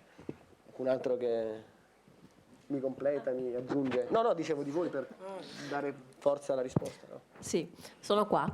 Però Sasha va dallo specialista dell'ANCA. Allora, questa giornata è molto interessante. Io non ho un sito web così importante, però diciamo ci ho provato, sempre mettendo le foto di compleanno. Comunque, solo per gli amici. Non è difficile lavorare, dopo un po' che inizi, diciamo, io incoraggio tutti, visto che c'è una minoranza che lo utilizza, a farlo, perché quando inizi poi diventa quasi una dipendenza. Ma comunque è interessante, dà dei risultati, perlomeno io ho un sacco di amici, ecco. Poi, ecco, c'è questa cosa che volevo dire che secondo me io ho avvertito oggi, cioè una sorta di crisi di identità. Perché se tutti possono fare tutto, e io effettivamente sono andata a curiosare, no, cosa c'è scritto tra alcuni miei colleghi, che tra l'altro conosco, non dico quelli che non conosco perché non mi permetto, praticamente curano l'ansia, la coppia, il vomito, curano un sacco di cose, alla fine sono tuttologi. Io non dico cosa faccio, però io mi sono limitata a una sfera che, vabbè, lo posso anche dire, è quella della sessualità, della coppia, del CTU, così. Potrei occuparmi anche dei bambini, io sono anche un insegnante, ma ho deciso di non farlo. È vero, io tra l'altro mi chiamo Lenzi di cognome e un po' di anni fa mi dicevano: ma come li tiri su i pazienti? Col retino? Dico no, con la lenza. Dico perché ci vuole, insomma, bisogna essere dilettanti per tirare su i pazienti con la lenza. Ed effettivamente ho riscontrato questa cosa, no? Che non è semplice farsi pubblicità. Però mi viene anche in mente un'altra cosa, che è un aneddoto, però è la verità. Noi non abbiamo avuto al momento un riconoscimento forte come hanno avuto i medici. Io potrei anche fare la storia della medicina, la conosco e mi sono interessata parecchio. E posso dire che la medicina, la psicologia oggi è ferma al 1500 come la medicina. Ecco, come lo era la medicina nel 500. Cioè, in poche parole, io se faccio una domanda, avete mai sentito parlare del signor Paré? Chi lo conosce? Avete mai sentito parlare, le rubo il tipo di domanda, no? Avete mai sentito parlare del dottor Tagliacozzi, dei fratelli Vianeo? Ecco, allora, il dottor Paré era un barbiere chirurgo dell'esercito francese. All'epoca non esistevano i medici, non esisteva l'ordine, non esisteva la scuola, l'università. Cioè si diventava medici, chirurghi, e ha inventato la chirurgia, intendiamoci bene, un barbiere. Ecco.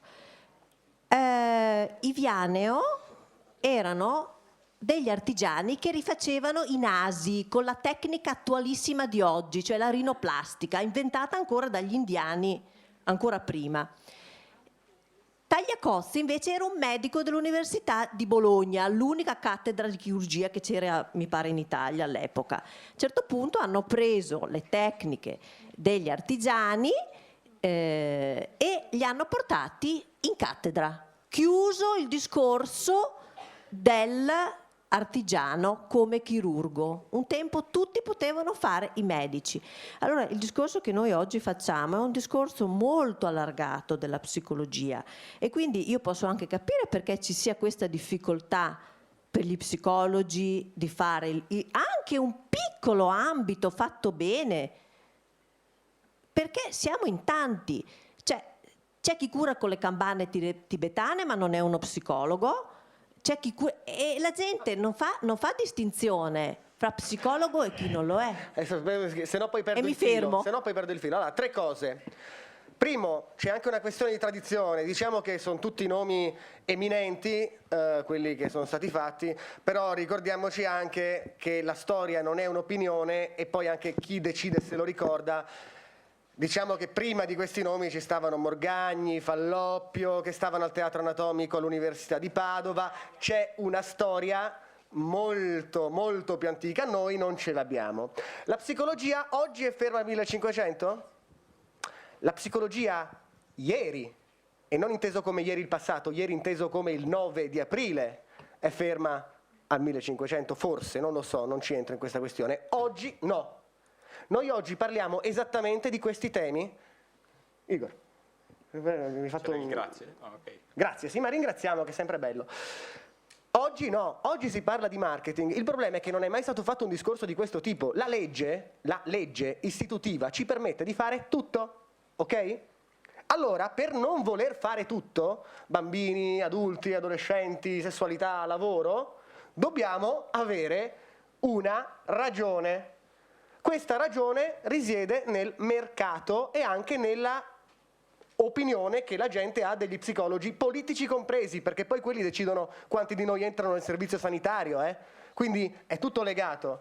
Nel momento in cui oggi avviamo una riflessione sul fatto che forse ridurre il proprio individuale ambito di competenza non è una riduzione del mercato di quello che possiamo fare, perché diciamocelo, gli affari per gli psicologi non è che vadano da Dio, appunto. Quindi, se la strada fatta fino a ieri, 9 aprile, è andata così, forse da oggi, ragionando anche in termini di marketing, quindi cercare anche di togliere less is better, che è un concetto abbastanza recente, più puliti, più precisi, più comprensibili e su dei singoli concetti, allora forse lì riusciamo a entrare in una nuova era, non per la psicologia, perché la scienza va avanti e funziona, la psicologia funziona, noi lo sappiamo, ma magari entriamo in una nuova era per la professione, ed è per questo che il ragionamento che noi oggi ci proponiamo di promuovere, perché non è che possiamo esaurire il marketing in una giornata, e io mi auguro che con tutti voi ci sarà un'ampia discussione sul fatto se sia utile o meno segmentare, se è il caso di farlo, chi fa cosa, mi posso specializzare. Noi non abbiamo le specializzazioni, e non è legale, non sono previste dalla normativa, però nessuno ci impedisce di fare una o 2 cose o 3 cose per bene, veramente per bene, e di promuoverlo. Quindi possiamo essere d'accordo sui discorsi, però non valgono per oggi. Il concetto di oggi, marketing è identità. Io nel mio discorso iniziale ho detto, se ragioniamo in termini di marketing possiamo creare anche un'identità. Forse quello che ci manca a noi oggi per avere un'identità professionale è proprio questo tipo di attenzione, perché i contenuti della professione psicologica li abbiamo ben presenti, però non riusciamo ancora a declinarli in modo che funzionino come una professione che dà anche da vivere. Da oggi si ragiona in questi termini, discuteremo, avremo altre occasioni, cercheremo di svilupparlo tutti insieme. Il passato lo si tiene come ricordo, il passato lo si tiene perché va sempre ricordato, anche gli errori, devo dire, io ho apprezzato molto la parte di Francesca in cui ha analizzato cosa non gli è andato bene, perché serve. E oggi passiamo dal 10 di aprile, pensiamo al domani e vediamo di sviluppare la psicologia anche in queste direttrici, che sono assolutamente fondamentali e che porteranno a creare una maggiore identità e a passare anche questa crisi. Io dico sempre che la psicologia è, essendo giovane, dell'89, è come un adolescente, ha tutti i tratti dell'adolescente, non sa bene cosa vuol fare da grande ed è insopportabile, perché si lamenta sempre. Ecco, oggi cerchiamo di trasportarla nell'età adulta, diventiamo una professione adulta. Finalmente, ringraziando i pionieri che nell'89 e anche prima hanno creato e fondato questa professione e sono riusciti a farla sopravvivere fino al 2015, e la traghettiamo nell'età adulta, senza perdere quello che è stato di buono e creando del nuovo. Abbiamo una domanda, Serena? Sta là? Ecco, no. Sì, io sono un commercialista, quindi sono un po' un intruso in questa platea. Negli interventi del dottor Legacci e del dottor Vitale c'è un elemento comune che è la gestione dell'attenzione del nostro interlocutore. Ecco, la domanda che faccio non solo alla platea di uditori, ma ovviamente anche ai relatori: esistono delle tecniche per gestire l'attenzione del nostro interlocutore, del nostro cliente? rispondere Diana o rispondo io? Guarda. Allora, attenzione nel catturare attenzione con un titolo, catturare l'attenzione all'interno del sito web? Per vendere il proprio prodotto o servizio, che è quello poi che interessa anche a loro. Sì, assolutamente esistono delle modalità per creare attenzione sia col titolo, sia nella costruzione dei contenuti, sia nella costruzione dei contenuti video, quindi in sostanza esistono molte modalità, ma quello che è più efficace è portare, partendo dal contenuto, che sia un post Facebook, che sia un articolo, che sia un video, a fare la chiamata all'azione, quindi condurre un po' alla volta la persona. Bisogna anche considerare una cosa: quando noi abbiamo un sito web che vende qualcosa, inizialmente, quando l'utente entra nel sito web la prima volta o conosce una pagina la prima volta, il livello di fiducia non è altissimo, perché è il normale senso di sfiducia che si ha di fronte a una società nuova, a una persona nuova. Quindi dal mio punto di vista è molto utile familiarizzare con l'utente prima di vendere. Poco efficace fare vendita diretta della serie: piacere, sono questo professionista e vendo questo, vuoi comprarlo? Perché è molto diretto e questo crea sfiducia soprattutto nelle prime visite. Se invece siamo bravi a fidelizzare l'utente, a farlo iscrivere al sito, a conoscerlo e offrirgli dei contenuti di valore in prima battuta, in maniera completamente gratuita, possiamo creare attenzione, familiarizzare, creare rapporto e dopo anche promuovere direttamente. Dillo che Raul Bova legge le tue newsletter. Raul Bova si è iscritto, sì, vabbè. Non sappiamo se sia un account vero o se sia un omonimo, però... Coincide con l'account vero, si è iscritto alla newsletter, ma ecco, non è questo il punto è che bisogna, secondo me, non fare vendita promozione troppo diretta, ma condurre. Salutiamo anche Raul Bova se vuole venire qualche volta. Riempiamo la sala, poi psicologi sono maggioranza donne. Lo inviterò. Ma comunque... Ecco, infatti. Comunque sì, secondo me è quella non solo di fare vendita e creare attenzione diretta e vendere subito, ma è quella di fidelizzare o di attrarre l'attenzione con contenuti gratuiti. È un contenuto lunghissimo, comunque per qualunque informazione io sono disponibile, sempre chiedere via mail, perché veramente è lunghissimo, però esistono delle tecniche, ecco. Scusa, vorrei semplicemente completare tutte queste cose che ha detto Igor, che sono del tutto condivisibili, con una considerazione molto semplice. Riuscire a riunire la bellezza e la sostanza è più che sufficiente e adeguato. Il primo impatto è emotivo, di carattere a volte anche estetico, dopo però che hai avuto voglia di andare a vedere che cosa c'era dentro, devi trovare dei contenuti di valore e di sostanza, a quel punto si crea la relazione. Sembra complesso ma è semplice, in fondo. Sì, una domanda veloce. Come viene regolata dal punto di vista deontologico la specializzazione, nel senso che il poter mettere sono specializzata in psicoterapia e basta. Ma ad esempio per mettere ci sono delle mi occupo di esperta, comunque lo stiamo studiando ma in questo per momento. Mettere tipo psicologo dell'infanzia, dell'adolescenza, psicologo di questo, di vengono quello, comunemente usati. Vengono comunemente usati ed è legittimo e nel senso non che sarò letto, io che lo persegua. Ok, cioè nel senso che ho letto tutto quello che riguarda la pubblicità, le indicazioni che vengono date dall'ordine, però non sono così chiare e quindi chiedevo appunto per poter dire... È la normativa che non... allora, è la normativa che non è diciamo chiara. che sostanzialmente manteniamoci al buonsenso, al concetto di scienza e coscienza. Lo psicologo del lavoro, così come quello dell'evoluzione, dell'educazione, eccetera, sono degli unicorni, cioè non esiste, però sono degli unicorni molto reali e se ci piace l'unicorno lo possiamo disegnare, non ci vedo niente di male a dire sono psicologo. Io metterei sul biglietto da visita psicologo, però noi stiamo lavorando anche a livello di pubblicità, di promozione, per potenziare il brand psicologo, ok? Però oggi come oggi non sono sicuro che il brand psicologo sia ad oggi così appetibile, ci stiamo lavorando, è un lavoro che abbiamo ereditato e che portiamo avanti. Sostanzialmente nel caso, nel dubbio, ogni fattispecie la studiamo con la debita attenzione, siamo qui per questo.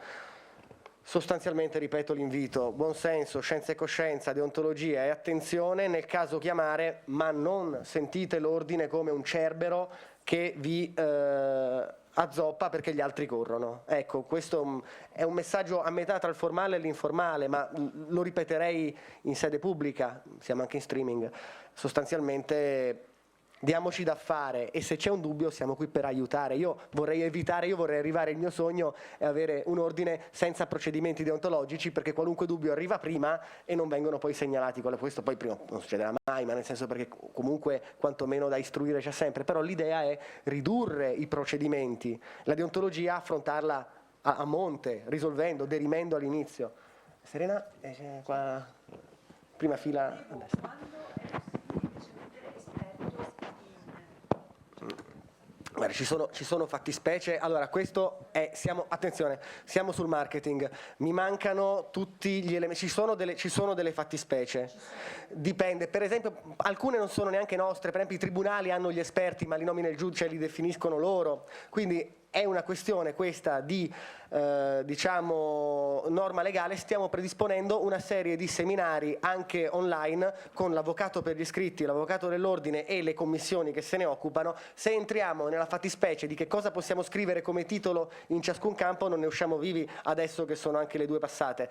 Qua si telefona direttamente, per un caso specifico oggi si telefona all'ordine, stiamo predisponendo iniziative formative ad hoc. È un campo su cui senza i documenti alla mano mi sentirei anche io in timore di dire delle cavolate in Mondovisione. Ne parliamo. Tecnicamente sì, il segretario ci segue da non mi ricordo dove, ma lontano, quindi via internet ormai è tutto Mondovisione. Anzi, dobbiamo prendere la sigletta della Mondovisione prima delle...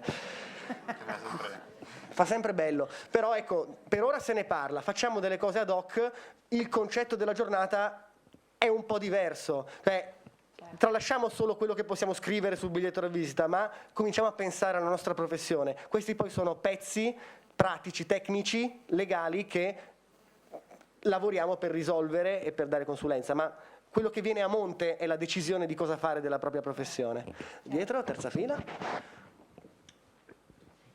Grazie. Volevo condividere con tutti i presenti una mia posizione sulla competenza di ciascuno che viene pubblicizzata versus quella che può erogare veramente qualcuno. Cioè, invece di guardare quello che c'ha sul sito il mio collega che dice fa 1000 cose, le sa fare o non le sa fare, diciamo che se ognuno si orienta nell'ottica che io sento di aver competenza in quello che propongo, possono essere 1000 cose diverse perché effettivamente ho avuto tempo e modo di formarmi, oppure mi sono specializzato nel tempo su una cosa. La cosa migliore sarebbe che ognuno pensasse a ciò che propone in modo di poterlo fare appunto con scienza e coscienza. Poi quando mi viene un paziente non è quello dell'anca, quello dell'anca viene perché ha problema dell'anca, da me viene un paziente che soffre d'ansia, poi scopri dopo un po', un colloquio, 2, 3, un mese, sia, che in realtà il grosso del problema è la comunicazione di coppia. Cosa fai? Lo prendi e lo mandi via? No, nel senso che sta nella nostra professione il fatto che di fronte a un bisogno dichiarato possa emergere in realtà una necessità diversa. Ovvio che se mi specializzo in psicoterapia farò più fatica a erogare una buona consulenza alle aziende. Nessuno me lo vieta, però sta alla mia coscienza dire mi formo e mi specializzo, anzi man mano che mi accorgo di poter avere una potenziale lacuna magari mi cerco un corso ad hoc che mi dia dei contributi migliori, no? Sono d'accordo sulla base di fondo, ci sono 2 punti su cui si potrebbe discutere. Primo, se uno scrive che fa tutto di tutto e il suo sito è talmente generico, secondo me rischia di non essere visibile, quindi qui è il mercato, ma quello che ci importa oggi è spiegare come ci debba essere un ragionamento a monte. Io voglio dire che faccio 300 tipi di prestazioni, bene, devo sapere i pro e i contro. È la stessa discussione di pagina o profilo. Non esiste la cosa sbagliata. Per quanto mi riguarda, personalmente parlando, se il problema maggiore fosse la coppia e io fossi molto specializzato in ansia, cercherei di avere un network di professionisti per farci degli invii oppure per avere anche delle consulenze, perché se uno è veramente forte sulla coppia e io non lo sono, la persona, è ovvio che la nostra specificità è proibito? No. È legale? Sì. Lo posso fare? Sì. Sono sicuro di farlo bene? Forse sì. Mi hai rubato un pensiero, nel senso che mi è capitato di recente una persona che viene da me per un motivo, si affronta quel motivo, poi in realtà emerge un bisogno molto forte di consulenza della vita di coppia. E io le dico, non mi sento di prendere oggi anche il marito in coppia perché non sarei sicuro di riuscire a tutelare tutti e due ugualmente, perché magari potrei fare una preferenza inconsapevole. Quando io dico che dobbiamo da essere tutti, quando la dico che collega. dobbiamo essere tutti insieme, nel momento in cui cominciamo a fare tanti un ragionamento marketing oriented, e sappiamo che tanti di noi lo stanno facendo, possiamo praticare anche quella magica operazione che i medici tanto amano, che si chiama invio. Bravissimo. Oggi l'invio da parte di un collega a un altro collega rischia di essere tipo buco nero, nel senso che poi non è che si vedano grandi ritorni, però non è mai stato fatto un percorso come questo. Quando dico che quello che è stato lo teniamo dal passato e facciamo un'analisi di quello che è stato e anche del perché non funzioniamo tanto bene, forse per paura di perdere il paziente lo tengo, gli faccio anche la coppia, poi lui non è contento, non vuole più vedere uno psicologo in vita propria, lo dice a tutti i suoi amici, lasciate stare gli psicologi. Quindi magari da oggi 10 aprile cominciamo a fare un ragionamento di marketing, cominciamo a fare un ragionamento di categoria e magari riusciamo a creare anche una colleganza reale, efficace. Non è un processo che oggi l'abbiamo fatto, bacchetta magica, l'Harry Potter di Adriano Legacci e domani tutto funziona. È un bel percorso, e quando dico transizione dall'adolescenza all'adultità, se qualcuno se la ricorda, non è così facile, però con le buone guide, con dei buoni aiuti, con dei buoni supporti ci si arriva, e anche possibilmente indenni. Banalmente una persona che si è trovata bene con me mi dice, la segnalo al tal parente, gli dico guardi, la mandi pure a questa persona, dopodiché al primo incontro dico guardi, le consiglio a questa persona. Ho fatto 4 volte così, da questi 2 colleghi 2 me ne sono tornati di pazienti, quindi io ne ho rinunciato a 4, ma professionalmente in maniera corretta, e 2 mi sono arrivati professionalmente in maniera corretta. Vinto un altro caffè. Grande, ad ogni grazie. modo, soprattutto se uno di questi pazienti ha un'azienda e avrà bisogno di un consulente, magari non prende la figura specifica che diceva Sasha, quello di prima che fa un po' di tutto un po', ma si ricorda che gli psicologi non sono poi delle bestiacce. Esatto. Quindi insomma così è. Poi è un ragionamento, questi sono solo stimoli, non c'è che io non ho la verità, non è che mi sono state dettate e le ho scritte sulle tavole quello che sto dicendo, sono tutte questioni che dobbiamo discutere. Quando si tratta di creare un sentimento di categoria è perché non è che c'è una testa per tutti, questo si chiama dittatura, a parte che non ne ho i poteri, ma non ne ha neanche la voglia. Condividiamo e vediamo se riusciamo a raggiungere un equilibrio. Io direi che se non ci sono delle cose urgentissime, io vi ringrazio di essere stati presenti, ringrazio i relatori e rimaniamo a disposizione per qualunque vostro bisogno.